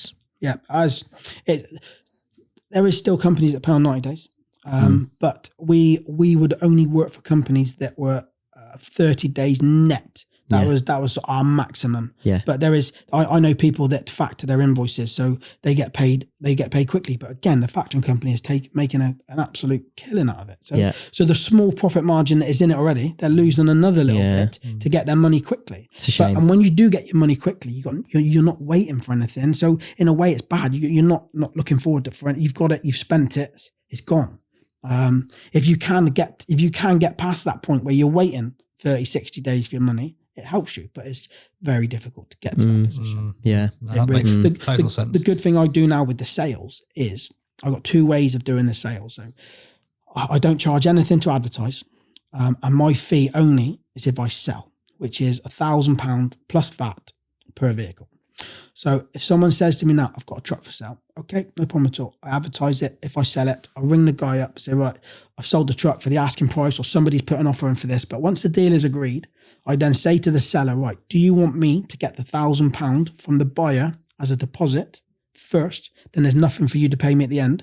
Or do you want to pay me at the end? 9 times out of 10, they all say, you get the £1,000 for yourself. Yeah. So the way I do it now is I'm the first person to get paid out the deal. Yeah, Brilliant. Which is only fair. Yeah. I've no issue. If the guy said, if the seller said, send me the £1,000, I'll pay you at the end. No problem. That's fine. I only got to wait sometimes 1, 2, 3 weeks for my money anyway. Yeah. But most deals I do now, I'm the first one to get paid out. Yeah, which you'd expect if you were selling somebody's truck. But also, I've had a couple of deals where I do it to protect the buyer as well, because the seller's had the £1,000 deposit. Something's gone wrong, and the deal falls out of bed. My attitude is that if they're not going to get the truck, I'll give them the money back. I'm not going to argue with someone. I'm not going to fall out with someone over £1,000. No. The deposit is to secure the truck. If something goes wrong and the buyer's a complete knobhead, then maybe that's a bit different. But if the deal falls out of bed for whatever reason, I've done it a few times, there's your grand back. But once I've given the grand has already gone to the seller, I can't get that back. It's not down to me. And I've had a few people that have lost their deposits when the deals have gone wrong for whatever reason. But once one person lost it, he asked for his deposit back, and the seller said no, that's what deposit is for. So, which technically it is. Can't really argue that. But I've got a guy today that I need to give his deposit back. He paid a deposit a couple of weeks ago for a truck. The deal's fallen through. I'll give him his deposit back. Right. I still want him to buy trucks from me in the future, and I still want to sell his trucks when he's finished with them. So, and you don't do it for the deposits. You're in it to sell the truck. That's your business. That's your game. Absolutely. But the finance side of it for me is great. I'm just about to have my website linked up with a finance company. So on my website now, it says finance. You click on the finance. It says we work with a third party broker that can offer you competitive finance quotes. But this now it's probably take a month or so to sort out. But so when they click on it, it will give them a link to the broker that I deal with, and it will send them an email, send me an email. And even if that potential buyer doesn't buy anything from me, but still uses them for finance, I'm classed as an introducer. So I will get a commission fee from that. So if they don't buy anything from me, but use them for finance via my website and end up buying 10 trucks and they use them as a broker for the next 10 years, every single deal, as it should, I will get a commission from it. Rightly so, because you've done the introduction. The commission on the finance is the easiest way for making the money. When I sell a truck, I've got to put the graft in. I've got dozens and hundreds of messages and phone calls and pictures, and it's just so much. It can be a lot of work involved in just selling one truck. But when I do the finance, it's literally, do you want to quote for finance? Yes, and that is it. Just give my finance guys this guy's number, nothing else. I don't have to do anything else. Nice. So that is, I would like to set up more finance sales, but a lot of people still buy trucks outright. Some of the trucks are low value. I do a lot of trucks. I do a lot of export trucks as well. So I don't put any of that on Facebook. It's just some people message me, I've got this Euro 5 10-year-old truck for sale. Would you be interested in buying it? I send it to my export man. He's not far from, he's from Hinkley area, I think. Yes, and it's a young lad called Jack, and he's got a great. He exports trucks all over the world. So I've just before I come in today, me and him have had a deal on a Volvo, because trucks now, as soon as they get above 700,000 Ks, nobody really will buy them. V8 Scanias will still sell, but other than that, most trucks over 700,000 Ks are no good to anyone. It's too much of a risk to buy. You might spend 10 grand or 15 grand on a lorry that, if the gearbox goes or the engine goes, it's still going to cost 40, 50 grand to put it right. It's the risk involved in running trucks is enormous, absolutely enormous.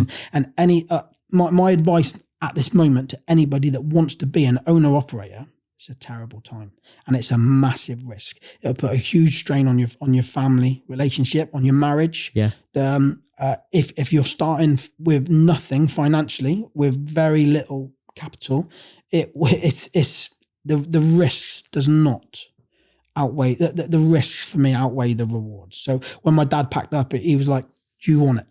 No, I couldn't answer fast enough. No, I don't want it. And we had great work, great history, great and you've got rates. that sentiment. Great customers and knowledge and contacts. And in the blink of an eye, I was like, "No, I don't want it."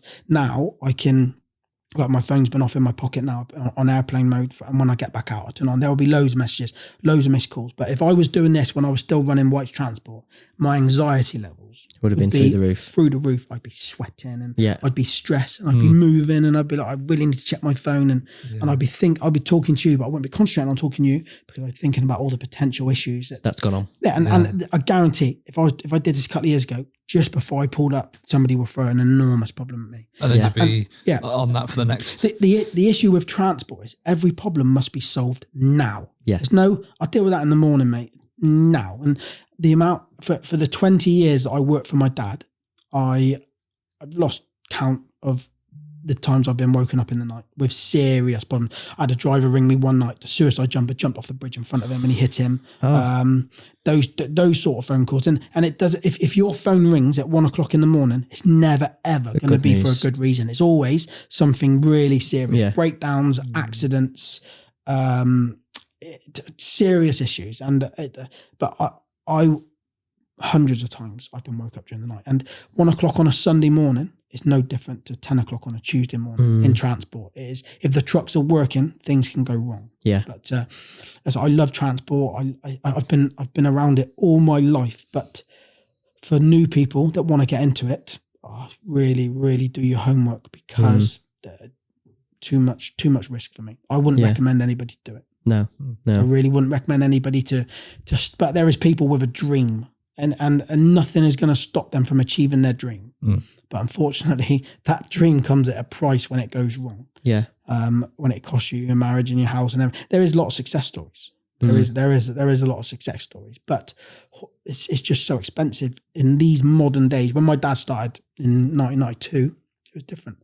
And a lot of the really successful firms have been running for a long time. It's things that they built up really slowly. But you got other hauliers that have just over the last few years that have grown massively and are doing brilliant. Sid Hill Transport, AE Chilled from Dover. Their fleet is incredible. Great work, a lot of respect in the industry already. And they sort of, where we had an amazing fleet of trucks, everyone looked to us, people now looking to these companies. Yeah. Their Facebook following is growing. And Facebook is a great marketing tool, but you got to be careful. A few years back, I posted that I would swap, when the fuel prices were really high, I posted that I would swap a kidney for 1,000 litres of diesel. And this was before I started selling trucks. And 2 minutes later, I went onto Facebook and I was logged out. And when I tried to log back in, it said, your account is disabled. Our decision is final. There is no appeal process. I was like, what on earth? And I couldn't, and Facebook at the time, Facebook for me was like a hobby. And I had so much interaction with people on there, and I was gutted. My missus like, grow up. I was like, I'm devastated. I was beside myself. But I got a mate that lives in Sweden. Network, though, isn't it? Yeah, it is. Yeah, so I built up a huge reach for promoting our business. And I contacted a mate that lives in Sweden, and his brother worked for Facebook in Ireland, in Dublin. And his brother went. He said to me, let me see if my brother can help. And his brother contacted Facebook in America, and it was an algorithm that picked it up for human trafficking. Yeah. Good one. Absolutely mad. And Facebook reinstated my account. It took 3 weeks, but this lad got my account reinstated. And if that account had not been reinstated, I wouldn't be doing what I'm doing now. Shout out your mate's brother. Yeah. Lad called Joey. So Joey, like, you know, Joey and JJ, yeah. And I've had people message me since, said, "Oh, my friend's Facebook account has been deactivated. I know that you managed to get your back. How did you do it?" And it's not quite as easy as that. No. But they got my page back. Big shout out to those guys, because I wouldn't be, like, I've got a beautiful car outside. I've got lovely holidays to look forward to, and I work really hard, man. I work my it doesn't come out the hard work. But the 20 years that I worked for my dad was a slog. Even my dad was a slave driver. He didn't care how many hours I worked, as long as his business was running. My dad was out of sight, out of mind. So if he was in Germany and I was up to my neck in shit, he wouldn't care. No. Wouldn't care. It's like, I pay you well, just get on with it. That's what I pay you for. Yeah. So even though I worked really hard, I sacrificed a lot of my family over the last 20 years. My wife was like, your job is more important than your family. And I was like, it's not. I promise you it's not. And in the back of my head, I was like, it is. It is. Yeah. It is more important than my family. It's terrible, but it's true. But I have now built up over 20 years a network of connections where I know people from all sectors of the transport industry. I've sold a truck now, and the guy's like, I need to get it painted. Can you organise that? Yeah, I'll be able to find somewhere that in your area that will get that truck painted. I don't know somewhere, but I'll find someone. I will know somewhere that will know. I will know someone who will know someone and get that sorted for me. Yeah. But I also love helping people. So people would ring me up. I've just been laid off from my job, but this is where I'm from. Is there any chat? And I've helped people find work, and people break down near my yard, and help them get back and get my mechanic to do their repairs, and I get enormous satisfaction out of helping people. I'm a bit of a wizard when it comes to tachographs. So I used to get people message me, my boss has asked me to do this, but I don't think it's right. Can you double check? And I'll say whether he's right or whether his boss is right. And I've yet to meet anybody, I'm not blowing my own trumpet, but I've yet to meet anybody with tachograph knowledge better than mine. I've been on CPC courses and tachograph courses with trainers, and my knowledge is better than theirs. Because at White's Transport, we sailed so close to the wind, so close to the line. I needed to know where that line was. And we pushed our drivers hard. We did push them hard. We were flat out across Europe. So I needed to know where the boundary was of how much I could get out of them, squeeze out of them. And I did all the time, for years and years, but they loved it. They didn't do it unwillingly. So I had to know where the line was. So I was good with tachographs. But Another story was on a Friday I used to go to work really early, 4 o'clock in the morning on a Friday morning. I would go to work, and our yards was in a bit of a remote place, and I was in the office, music on, doing paperwork before everything starts to kick off, like 8, 9 o'clock, and there was a bang at the door. I shit myself, like it's pitch black in the middle of nowhere, and there's a bang, and there's this dark figure out the door. I'm like, oh my days, and I opened the door, and it was a lad. It was a Czech driver. It was at December, really busy time of year. He was parked about half a kilometre from our yard with flat batteries. He got flat batteries in a truck in the cold. It's horrendous. The night heater won't fire up, and he was freezing. So I was like, "Come in." So I made him a cup of tea, warmed him up, and I said, and he explained. He didn't speak very good English, but he explained what it was. I was like, "Okay, no worries. Give me 2 minutes." I made him a cup of tea. I went out, fired up my lorry. Let it warm up for a few minutes because it was all frozen, and then I went down there. I drove the lorry down there and I jump started him. and as I jump started him, he gave me 20 quid. He held out 20 quid. I was like, no, I don't want it. No. Like, please, no, I don't want it. Take your money. Tell your boss you paid me. Get the money back off your boss. I was like, I don't want your money.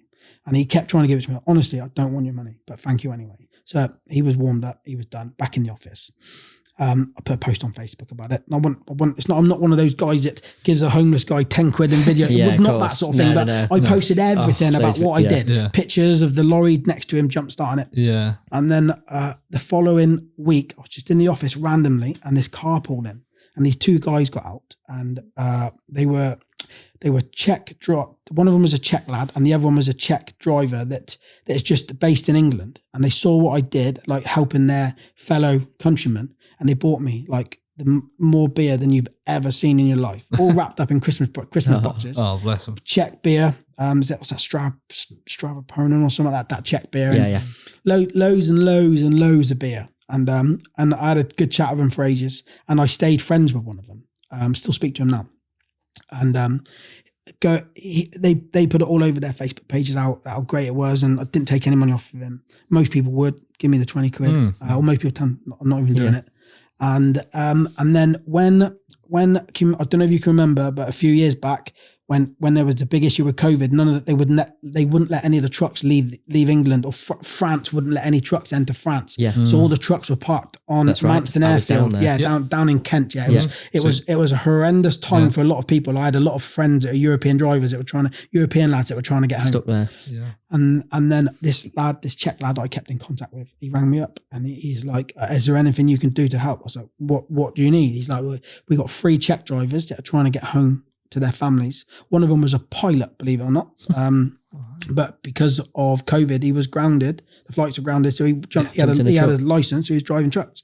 I've got three Czech friends that need to get home. Where are they now? There's like down there. I was like, okay. He said I can get them on a flight out of Bristol this afternoon.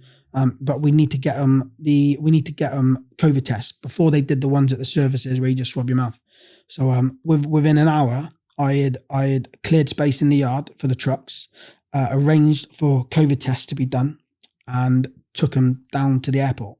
And they within about 2 hours after that, they were in the yard. Took them to get the COVID test. Drop them to the airport, and the next thing they sent me a picture this was like Christmas Eve morning or something, the day before Christmas Eve. Like these lads at home with their family. They left the trucks there I put a post on Facebook saying these trucks are for sale because they left me with all the keys, But yeah, again, it's just built up friends. Yeah. Good. I've got a great network of people that I can call on for all sorts of help. Yeah. But on the way here today, I had a call from someone. They were opposite my old yard in Swindon, and they had a brake chamber problem on their truck. And I was like, right, these are 2 numbers you need to call. Both of these should help you, but if you don't have any issues, call me back. And I didn't hear back from him. And he was like, you can't beat local knowledge. And I'll give him the number of 2 local guys. If he'd have rang up a breakdown service, traveling, call outs, these guys were a couple of minutes away. They would have sorted him, and it would have cost them the right money to get it done, not paid through the nose. Because every time there's a problem in transport, the costs are insane. Yeah. There is no cheap fix. Everything about no quick fix, no cheap fix. They used to years ago. You could fix trucks on the side of the road with string and a Coke can and a few. Now most drivers now don't even take any form of tools with them at all. They're not allowed to touch it. No. Have you seen the pictures and videos of like India and Africa where they're changing a gearbox and then they're changing an engine in the middle of the road? Doing a clutch on the side of the road. But it takes them like 3 months to do it. Yeah.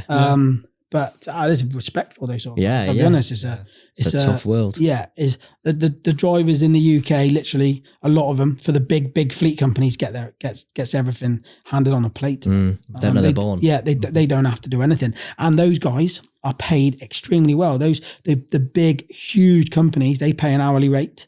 And they pay extremely well because recruitment for them is so difficult. Yeah. So the drivers that have got the least responsibility in transport technically get paid the most money. Yeah. Wrong. It is the bigger companies. If you've got a fleet of 20 vehicles, every day each truck must make a decent profit to make it pay for your office, to pay for your car, to pay the boss's mortgage. Every truck must make. But if you've got a fleet of 1,000 vehicles, if each truck makes £3 a day profit after everything else is paid, you're going to have a very, very good year. Yeah. And that is how the bigger companies, they can pay higher wages, they can charge less for their transport. They charge for warehousing as well, and they don't need to make nowhere near as much money as the little man. That is why your little man is struggling. Yeah, right. And then they get to a certain point where there's enough cash in the bank to go, right, lowball everyone. Absolutely. And like the big companies, they don't do it on load rate, they do it on volume. So they just say, okay, we'll just charge you X amount throughout the year. And they don't do it on per load, per rate, and per pallet. There's a lot of things about it I would love to change, but I'm just a small fish in a big pond. It's a shame. And even though I've still got 3 trucks, still run them, I'm out of those circles of work, the circles of finding work. People used to ring me up, can you get me a load from here? Can you get me a load from there? What I used to be able to, but I can't. I'm not really in them circles anymore. No, so I've sort of lost that side of things. But that's the stressful side. Yeah, you've said goodbye to that. You said you're done with that. Yeah.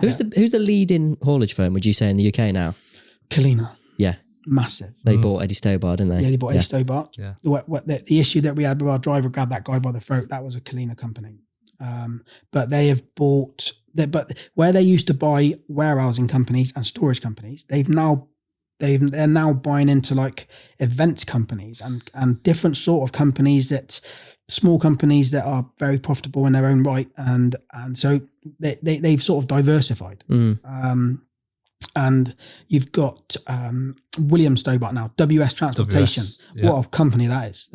They run. I speak to their drivers. They all speak highly of the bosses, the way the companies run, and he buys. I'd love for him to buy me in a few years. I'll be honest. So if he's listening, I would. Come on, get you one. I would. But he buys companies already doing really well, and then just pushes them even further. So I still love the small family run haulage firms, and they are still there, but every few months you hear of another one that's either gone bankrupt or decided to finish, or for whatever reason. So it's definitely getting harder. Yeah, it is. There is money to be made in transport, but like I said, you have to spend $100,000 to make it. To get That's my philosophy. Yeah, of transport. You got to have. Yeah, it's a long grind. Absolutely, yeah. It is. But I've been involved in it all my life. Yeah. I didn't think that. The only reason I got my license was because of a disagreement with a driver. I had no desire. I worked for my dad for 16 years without ever wanting to drive a lorry or be in a lorry or overnight in a lorry. And I had my class 2. So for any rigid vehicle, I got that years ago. My dad put me through that years ago. And when I first started working for him, he put me through my national and international certificate of professional competence in national and international road. It sounds a lot more impressive than it actually is.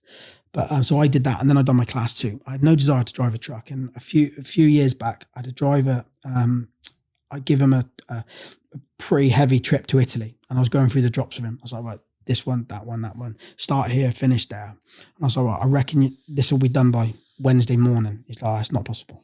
Well, I reckon it is. I'm always like a glass half full kind of guy, and he was a glass half empty kind of driver. And he's like, no, I don't think I'll be able to do that. Yeah, well, let's give it a go and see what happens. Just do your best. Just do your best. That's all I can ask. And he's like, well, how do you know? You don't even have a fucking license. was like, oh, okay. Watch this. Yeah. Okay. So there's a company in Devizes. They moved to Avonmouth now called Wiltshire Transport Training. I know the guy who runs it. It's his dad's company. He runs it. It's equivalent to me, with me and my dad. And I rang him up. I said, mate, I need to get my license really quickly. He's like, okay. I told him why. He's like, okay. I said, but I can't. It's a week's course to get a HGV. I was like, but I can't take a week off work. They won't be able to cope without me, and I won't be able to concentrate. It'd be too stressful. He's like, what do you want? I said, I want one of your guys on Saturday to do a 6 till 6 with me, and I'll do everything in one day. And at the end of the day, he'll say whether I'm good enough to do it. Because I used to drive our lorries all the time. Even though I had a class 2 license, I would take them for MOT and bring them back. Grey area, whether it's legal or not, I don't know, but not without a trailer on. Drive them around the yard, reverse them, park them up. So I already knew how to drive them anyway.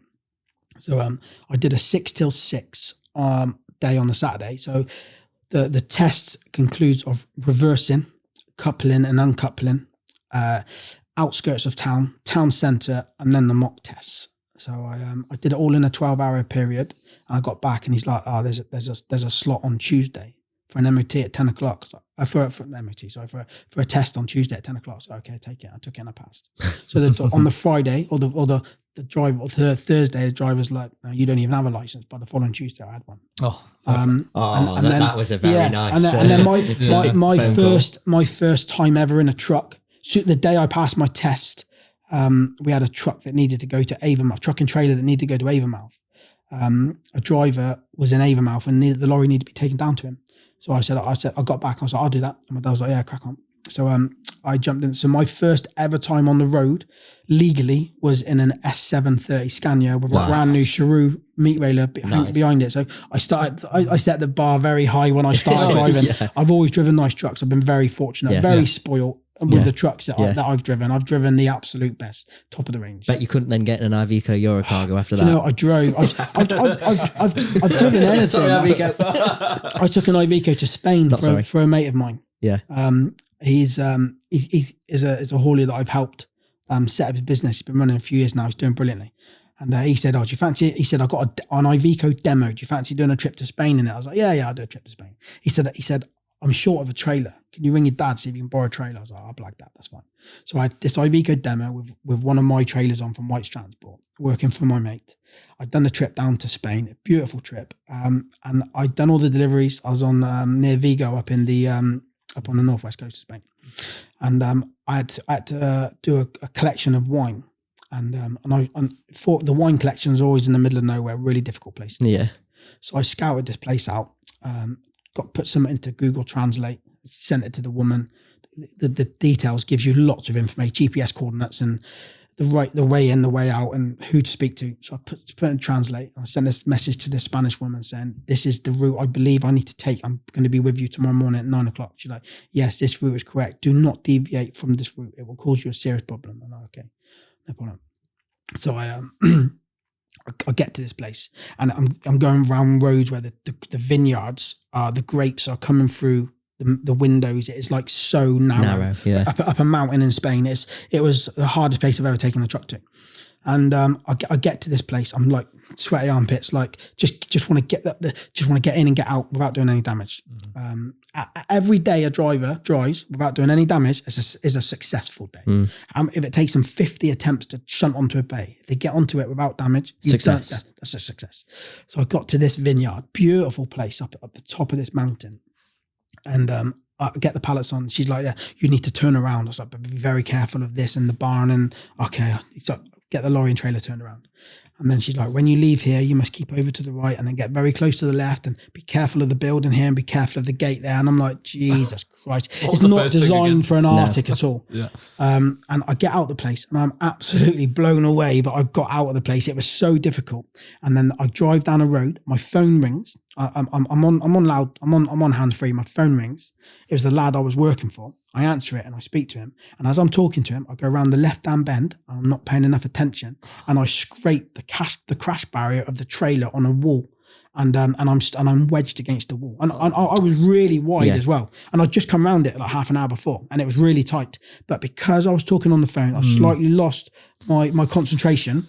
And the woman was still stood in her gateway, like 200 meters behind me. No. I think she knew what was going to happen. It's like, 'cause I'd imagine it's happened before. There's loads of grazes on this wall, but the crash barrier on the trailer on the side guard was still there, but I was sort of wedged against the wall. I couldn't go forwards. I couldn't go backwards. So in the end, I decided I have to go backwards. I definitely can't go around any further. I take the wall off.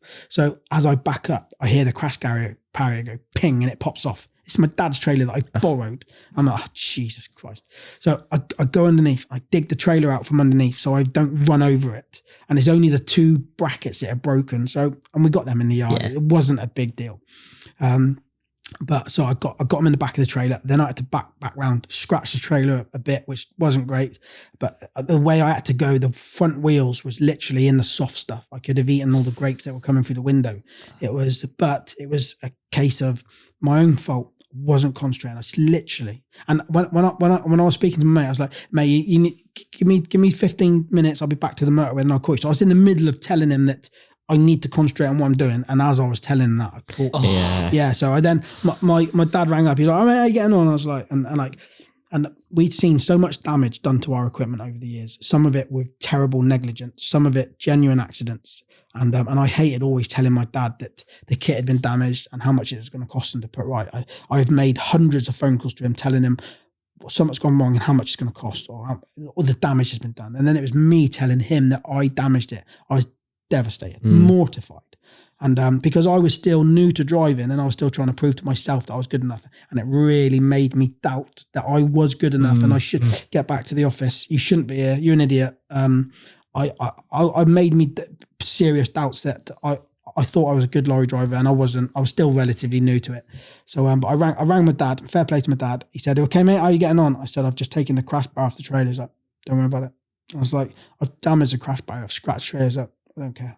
I don't care." Here's what it is. He said, "Are you okay?" He said, "It's a lump of metal. Don't give a shit." He said, "We'll get it sorted when you get back." I said, "Dad, I'm good." He's like, "Don't even think about it again. I don't care." And we got it back. We fixed it. When we sold the trailer, I sold the trailer soon after that anyway. But yeah, my dad was, he was my harshest critic. Never praised me up. In the first 15 years of working for him, never said anything nice about me. He thought it, but he never said it. And I was like, you never say, I work my nuts off you. You never praise me up. You never say anything good. And like someone would say to him, Pete, he's a great planner, isn't he? And my dad would say, yeah, but his man management isn't that good. And he's not as good as me. And I don't know why he did it, but come the end, he changed. And I think he knew out that I was solely responsible. Not solely responsible. That's Do you think he was sort of character building?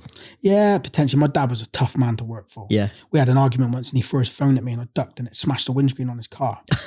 We'd had some serious... Yeah. Why'd you duck? Yeah. The best way to describe working for family is you get loads of benefits that you wouldn't normally get working for your family, but you also get loads of extra shit that you wouldn't normally get. You get bothered on your holidays and your days off and your rare days off. You get so much shit thrown at you. And you soak his stress as well. Yeah. He didn't have a lot of stress, to be honest. His wife done all the financials. I'd done all the operational. He had it.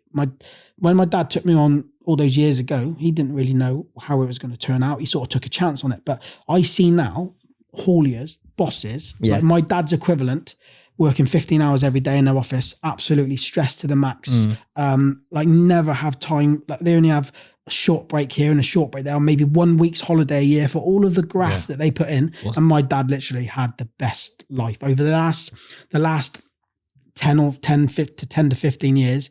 He'd be in the south of France in his motorhome. He'd be motocrossing in Poland. He'd be on. My dad don't really go on holidays. He just his passion is motocross. And my little brother is really good at motocross. And with me and all my brothers, I was average, but some of my older brothers were really good. And my dad pushed us to do it all the time. And so me and all my brothers my older brothers have finished, but my dad and my younger brother still do it. He's got 2 motorhomes, and big one and a little one, because he doesn't always want to take the big one. And he goes all over Europe. And he's still as mad about it now as what he was when I was a kid 40 years ago. insanely mad about motocross. That's a hobby, isn't it? Yeah, he is. But and he is away. But he gets so if anything kills him, it'd be the stress of motocross, not watching my little brother race. Like the stress of that. It will be that. It won't be the stress. Did he not try and put like a bit of a Project Mbappe on your wall? I don't know if you've heard that phrase before, where it's motocross. See, when we used to fall off our bikes when we were kids, no sympathy at all. Get up, get back on now, and he'd scream at us until we were back on, crying, bloody, and get back on your bike now. And but when I was a kid, like we would have a little van. There were 6 of us and my mum and dad. So we would have a little van and we'd have like 2 bikes between us all.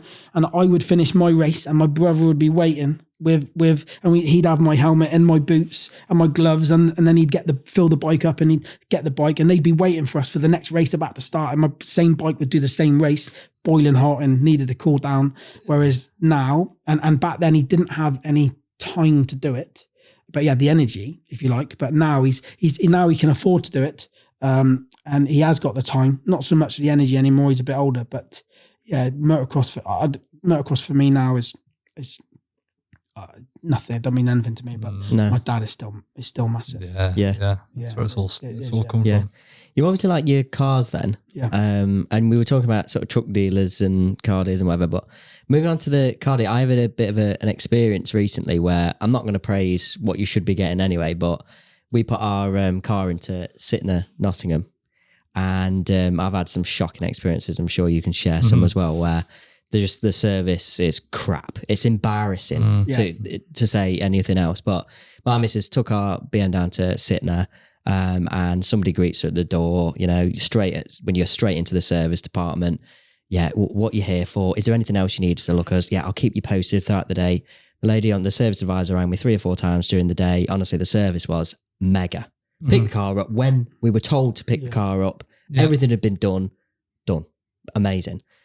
What's your opinion on, because we say all the time about like the after COVID, that the service, COVID has been an excuse for shit service, but with your cars, what sort of experience have you had? And does it differ with the truck dealers? What are they like? Yeah, so with truck dealers, I'm not going to say any manufacturer truck dealer is specifically bad, but what you find is people in certain areas, if you're in one certain area, your local DAF dealer may be fantastic, but your Scania dealer will be terrible. And in a different area, the Scania dealer is fantastic and the DAF dealer is terrible. So I sell trucks for people because they're so fed up with their local dealer, but they're all about the same. Again, it's down to management, bad management.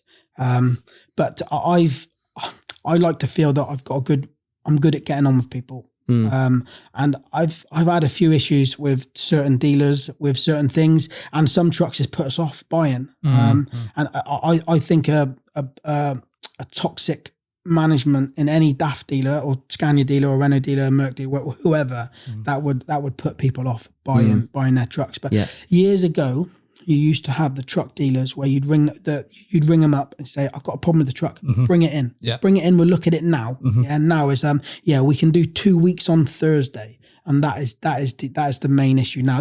And it's not during COVID, everybody was laid off, everybody was furloughed. And then when that finished, nobody wanted to come back to work. Nope. So many people that just didn't want to come back to work. So everywhere we go now, in transport, if you go to a truck dealer to get your truck service, we're understaffed. It's going to take twice as long, or we can't do it today, we'll do it tomorrow. If you go to a warehouse, I delivered a load I met my dad a couple of weeks ago in Bristol.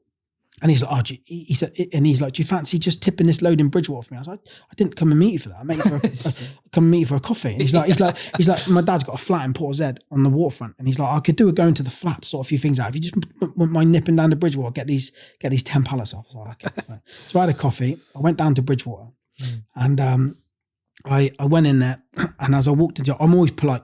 Even if someone says to me, they're terrible RDC, miserable, I won't take that. I'll go in polite, morning, how are you? Hello, blah, blah.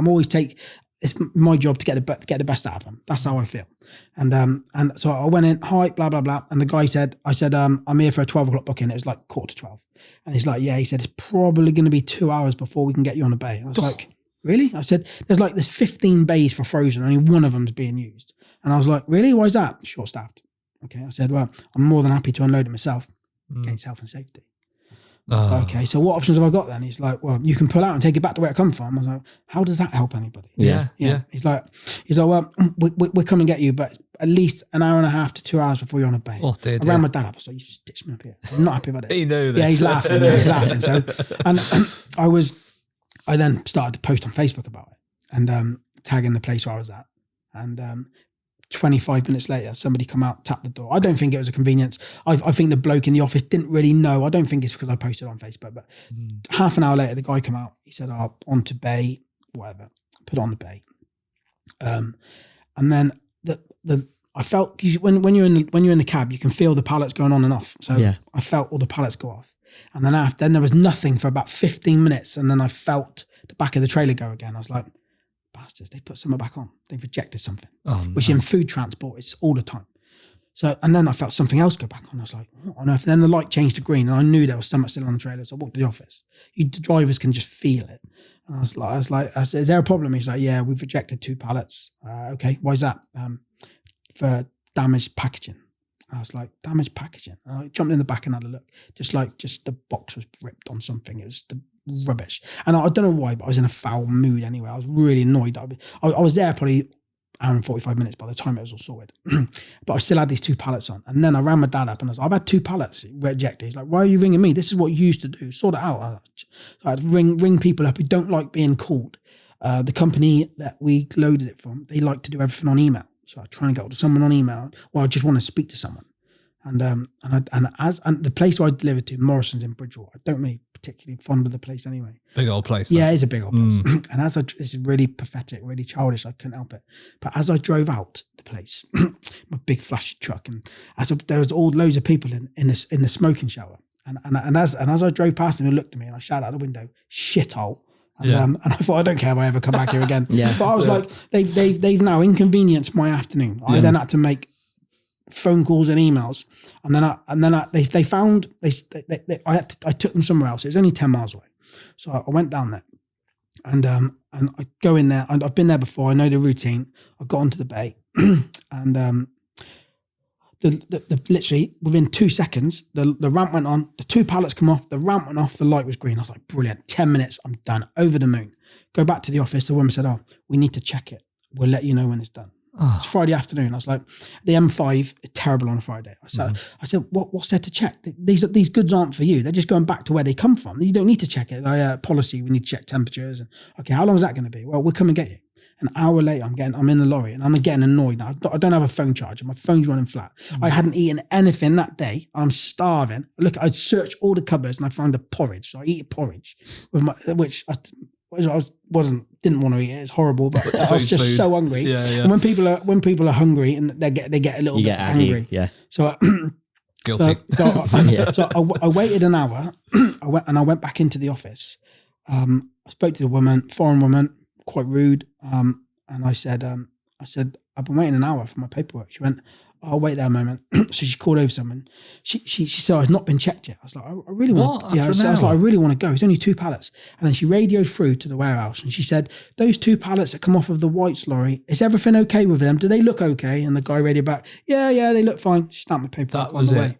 Wow. Someone already looked at him 45 minutes ago. They just didn't tell her. Yeah. And she didn't bother to check. And that is why drivers that do RDC work get so frustrated. If you're paid by the hour on RDC work and you don't care, it doesn't matter. But this is the thing now. Everywhere you go, you get a long wait. They don't care. I think it's just bad customer service in general. It's rife, but I've now realised that I don't have the patience to do that sort of work. When I drove out and called it a shithole to all the people that were waiting there, I just I couldn't do this. So if things went terrible for me now and I ended up being a lorry driver for someone, which I would go back to humble beginnings without any questions at all. I don't think I could do that sort of work. I would need to do a job where I'm left to it. You're not the right person for that. No, not at all. I have to.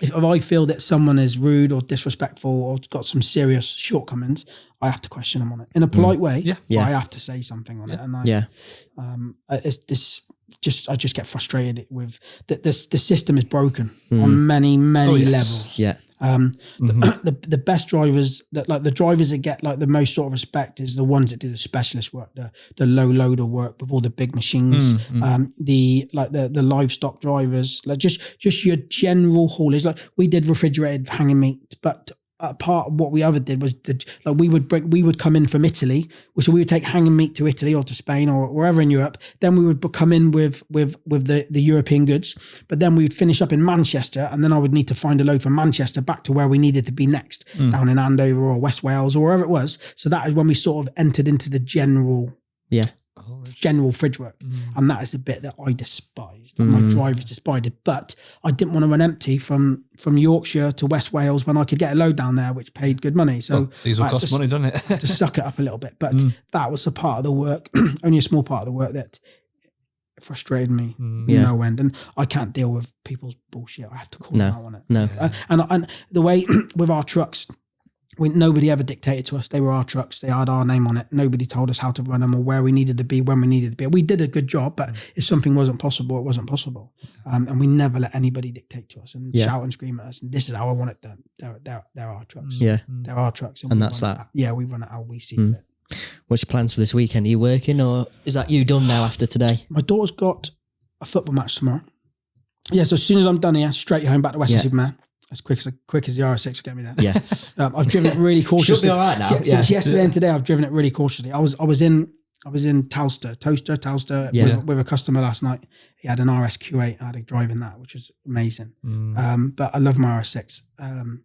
But to get home after this, nothing really planned for tonight. Tomorrow morning early, probably go to the office for a couple of hours and do some adverts, which I haven't done yet because I was out the office. I've been away since dinner time yesterday. Yeah. Football with my daughter tomorrow. She plays football. She's 14, one of my kids. And then on Sunday, with my same daughter, I'm taking her to Thorpe Park. Nice. Yeah. So, get on the saw ride. Yeah, well, they got a new ride which doesn't open for a couple of weeks. My wife booked it for my daughter's birthday. She's a bit of an adrenaline junkie, but she should have booked it for a few more weeks' time. Yeah, for when that one's open. Yeah, but I got a busy few months coming up. I've got 2 weeks in Canada driving trucks, with a trip down to Nashville with Brian, Captain Slow, and then I get back from that and I'm do the exhibition job to the south of France in my truck, and then fly home for a week, then fly back down there to bring it all back. That would take a week, and I get home from that, and then it's my daughter's prom. My oldest daughter is 16, and she's got a blue dress for prom. Yeah, and she said, Dad, I need you to get me a sports car to take me to prom. I was like, I've got a sports car, and she's like, no, Dad. No. She's like, it's a wagon. Yeah, she's like, I want a real. This is why you need the Lambo. Yeah, she's like, I want a real sports car. Yeah. So a friend I know down in Dover has got a Porsche 911 S. Nice. Beautiful car. And my daughter's dress is blue. So and I've done this lad loads of favours. He owes me a lot of favours. And I messaged him, said, can I borrow your car for a few days? He's like, when? And I told him, he's like, you'll have to leave me yours. I was like, yeah, that's fine. And he said, yeah, that's fine. So a bit of a trade. So yeah, it's a bit of a trade. But when I get back on the whatever day it is from the south of France, got swap cars in Dover, go home. My daughter's promised the following night. Wow. And then the 6 o'clock the following morning after that, I fly to Spain with a mate to ride bikes out there for a weekend. Coincidentally, when David Crosby's out there on his stag do, 50 nutters. So probably have a few drinks with him at some point. Yeah, probably more than that now. Yeah. So and then I said to the guy who's Porsche I'm borrowing, I was like, he said, yeah, you can borrow it, it's fine. I said, but I won't be able to bring it back for like 4 or 5 days. I said, because I'm going to Spain for 4 days and I want a couple of days driving it as well. I was like, yeah, that's fine. So, and then he said to me, when you bring it back to me, I might need you to go to Italy on a trip to Italy with one of his trucks. I was like, yeah, okay, that'd be fine. So I sort of scratched my back. I'll scratch yours. But again, that's how it works. Who do you know that would lend, like this Porsche's, I don't know, 185 grand. Who do you know that would just, you can borrow a drop of a hat. It's fine, crack on. Yeah, that's fair enough. Yeah, that's some trust, isn't it? Yeah, it is. I've got a lot of great relationships with all different people. That has taken me a long time to build up. And I think the way I'm friendly, humorous, try and help people, I just think now is sort of paying dividends. If you want, it's coming back to me. Yeah. No, good for you, mate. Good for you. Yeah, so Thorpe Park on Sunday and then back into the office on Monday, and then my wife's moaning that I've not spent enough time with her. So we're going to London to watch a show Tuesday and Wednesday. Oh, nice. What are you going to see? Mrs. Doubtfire. Mrs. Doubtfire. Yeah, my wife's extremely theatrical. Oh, it was good. It was good. Yeah, so she's extremely theatrical. So take her. It's not really my thing, to be honest. But you got to go along. Yeah, you got to keep them happy. But I'm not going up in the car. I'm going up on the train. Yeah, it's easier. You know what? Yeah. Especially with London. Just my car's only done a couple of thousand miles, and my plan is to keep it as low miles as possible. I walk to and from work trying to lose a bit of weight. Truck driving is extremely unhealthy. And since I was driving trucks for the last 18 months or so, I put weight on. So trying to be healthy. Last month I walked 100 kilometers, and so far this month I'm already like 60 kilometers walking to check it on my Apple Watch. Yeah. But it gets you, then you get addicted to checking that. So my plan is to keep my car with as low miles as possible and drive it as little as possible. Nothing to do with the price of fuel or the amount of fuel it drinks, which is horrendous. It's just because when I drive it, I want it to be enjoyment. I don't want it to be a daily drive. Yes. I don't want it to be a chore.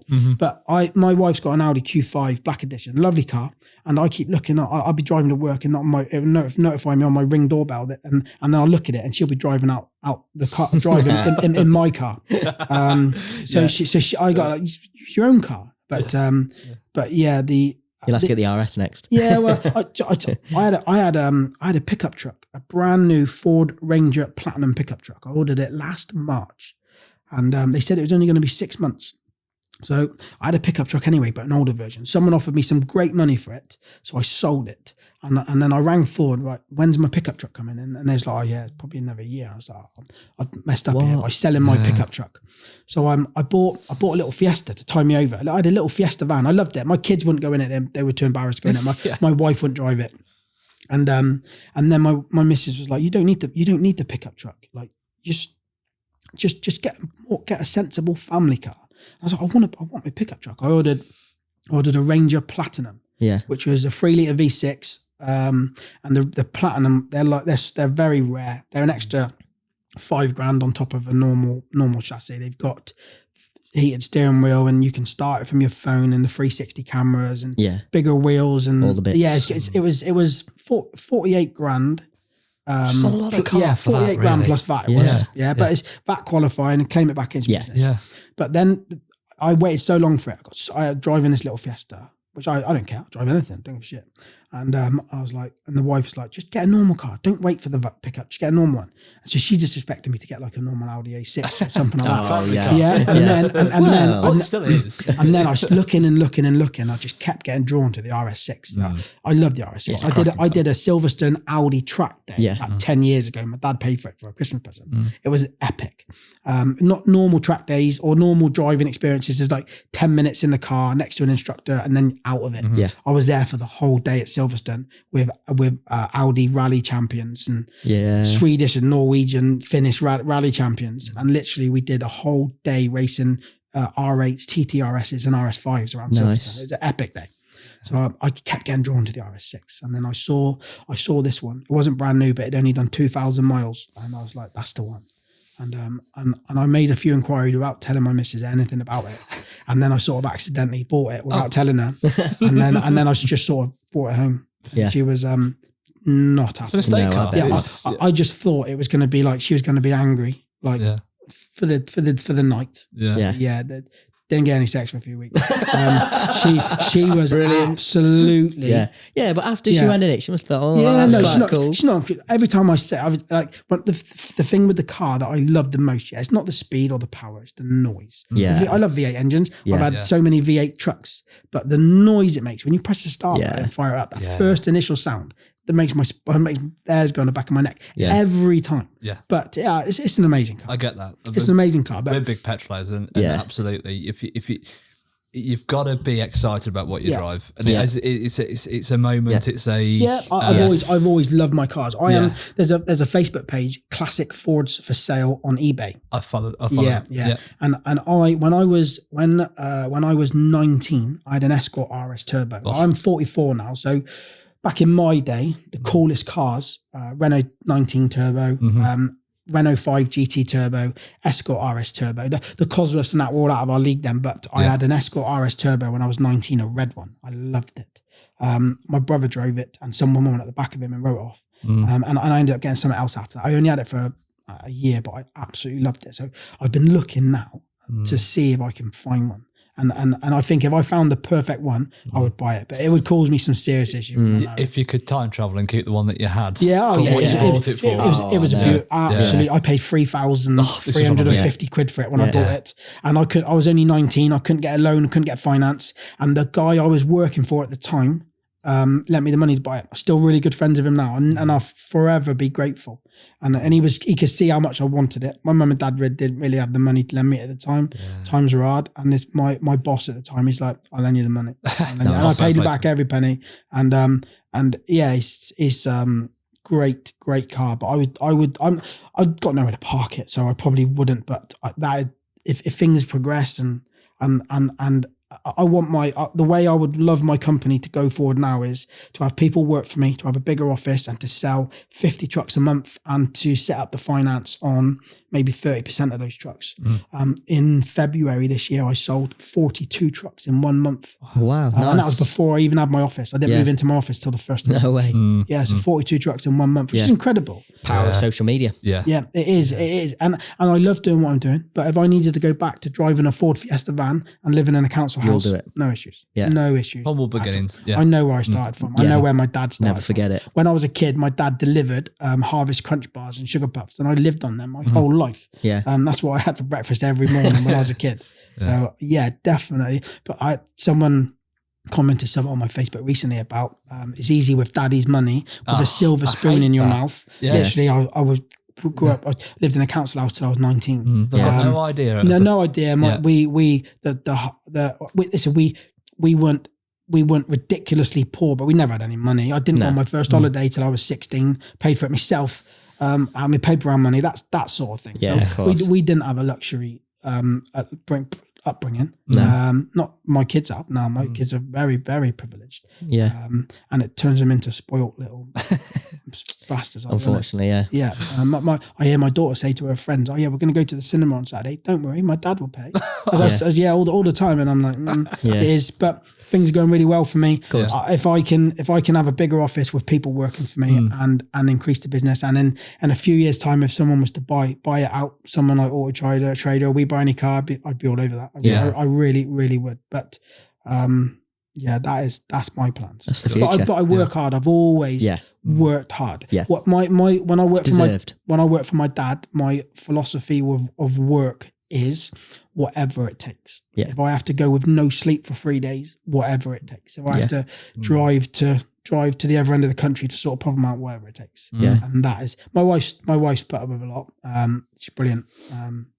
Sometimes, but yeah, she wasn't brilliant when I bought the car home. That was a moment in my marriage where I think I may have overstepped. I may have crossed the line here. But it was definitely worth it. Though. Yeah, the payments on the car are a lot. I put a 40 grand deposit down on it, but the payments are still much more than what my mortgage is. But again, like what you were saying earlier, should big get deposit. it back. Yeah. With that model, that C8 model of the Audi RS, they're not making any more. The next ones are going to be the electric models. So the model that I've got will be the last of them. They brought out that limited edition GT thing. Have you seen that? Performance pack. Yeah, really. I'm not really keen on that. The color side of it. I didn't want a grey one. I wanted a red one. Yeah. I found a red one, but it had done 40,000 miles, where that one I got there had done less than 2,000 miles when I picked it up. Wow. So I chose the low mileage one over the color. But is it Nardo grey? Yeah. I do like that colour. Favorite colour. I wanted a red one. Desperately wanted a red one. And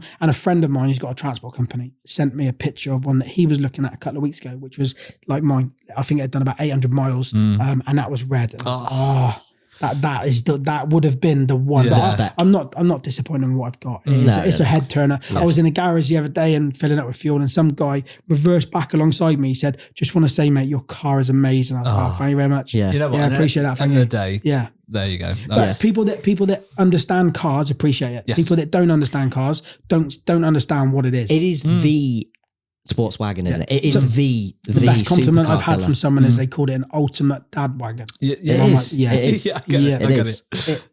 It is. And when we went to Ireland, I could have took my wife's Q5. It would have been twice as good on fuel, but would have been a boring drive. There's no engagement. There's no comparison. Yeah, but whenever I do any journey, I make sure my car's clean before I go. I cleaned it yesterday, and before I went to Ireland, I made sure it's clean. I don't clean it; to pay someone else to do it. But it was immaculate. I went to Ireland. And I got on the boat and they put me out on the top deck right at the front. I saw this the whole time. And when I got off the boat, the salt over the car was couldn't even see out the windscreen. It was horrendous. But I got a friend in Ireland that owns a truck wash, so I went to see him and he sorted it out for me. Yeah, I've got friends everywhere, so he gave the car a good wash for me, and then it was mint again. But I'm very OCD about car cleaning. I used to be when I was younger, but I don't have time now. I just rather pay someone else to clean it. Oh yeah.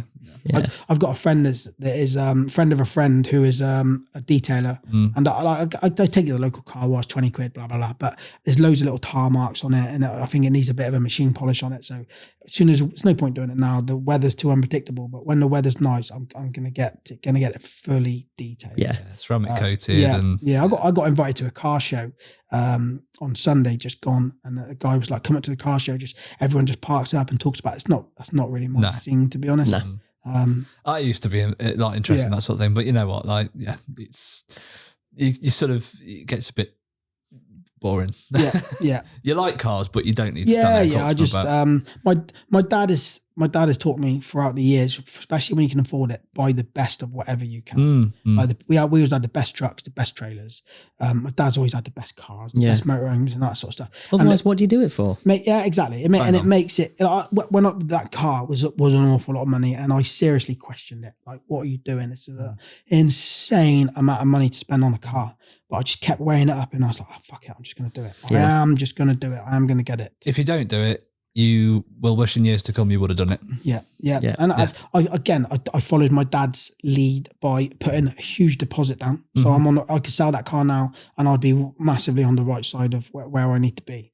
And I don't agree with the PCP or the balloon payment. It's not me. So I put a big deposit down and then HP the rest. Yeah. My plan is to have it paid off in a couple of years anyway, because I'm plan on moving in a couple of years, and I don't really want that. I don't want that to cause an issue with it. But well, you've ticked the box. You've done it. Yeah. I'd say if I keep it for 6 months and get rid of it, or keep it for a year. But I only planned on keeping it until the pickup truck arrived. And second I've got it, I was like, oh my god, this is this is not going anywhere. It is amazing. You ain't using that. You've got to realise that round town is like, I don't know, horrendously bad on fuel. 11, 12, 13 to the gallon around town. And literally it's weird, because as soon as you're around a place with loads of people, you just hit the button to turn the exhaust on. I'm like, what? Why? When I got on the ferry the other day in Ireland, everyone's queuing to get on the boat, and it's like sort of inside, and I was like, the exhaust will sound really nice now. So I pressed the exhaust button, and my wife leaned over and turned it off. She went, grow up. Yeah. I was like, It's literally sounds a bit familiar, that does actually. Our car lives in comfort. I'm like, put in sport, it drives so much better. No, comfort. Comfort. Valve closed. Yeah, my wife's cars, that's all in economy mode. That's good on fuel. Yeah. I had a 2-litre A6 before that. That was great on fuel. It was like 45 plus to the gallon. But I used to drive to Swindon and back every day. Big kilometers. It was a good motorway car, to be honest. But every time I do a trip now with my car, like this trip I've done the last couple of days, probably put 300 miles on it, and I'm like, oh god, I want to keep it as low. I know, but they're to drive. I will drive it, and I wouldn't let that stop me from doing things. But just running it around town is boring. I don't really want to just run it around town. As you say, you want it every time you drive it. You want it to be special. Yeah, I do want to enjoy it. But you push that RS button, and you can feel everything change. It's like party mode. Comes alive. Yeah, it does. The suspension, the revs, the tone of it, the responsiveness of the throttle. It's got a heads-up display. It's got the display, which is normal. As soon as you put it into RS mode, everything changes. It's just a completely different display on it. It's insane. It's what a car. It's a toy, isn't it? It's a toy. Yeah, absolute toy. Is it necessary? It's a boy's toy. Yeah, but years ago, I've done a couple of podcasts before, but not sit down talking to people being filmed. It was just like sort of on, and I've done magazine articles, and people say like, why do you have such expensive trucks? Like, you don't need them. You don't need that amazing, that you don't need all that power, because we can. Because I want to, and that is it. And that's not me being big-headed. And I hope this podcast is not. I've not shown myself to be big-headed in any way, shape, or form. Because I could go back to a Ford Fiesta tomorrow without any problems. Yeah, it wouldn't be an issue for me. But I've created something with my truck selling, which nobody's really done before the way I do it. And I just hope that more people trust me to sell their trucks and come back to me again. I've had people come back. I've sold some companies 5 or 6 lorries for them already. And that if people come back, it means obviously I'm doing something right. Absolutely. But I'm not here to step on anyone's toes. There's enough room at the table for everyone to eat. Absolutely, mate. Absolutely. Well, thank you very much for joining us, buddy. Absolute pleasure. Yeah. What a story. Yeah, thank you. Well, if you've enjoyed this episode with Pete, make sure to like, comment and subscribe and let us know who you want on Talkin Shop next.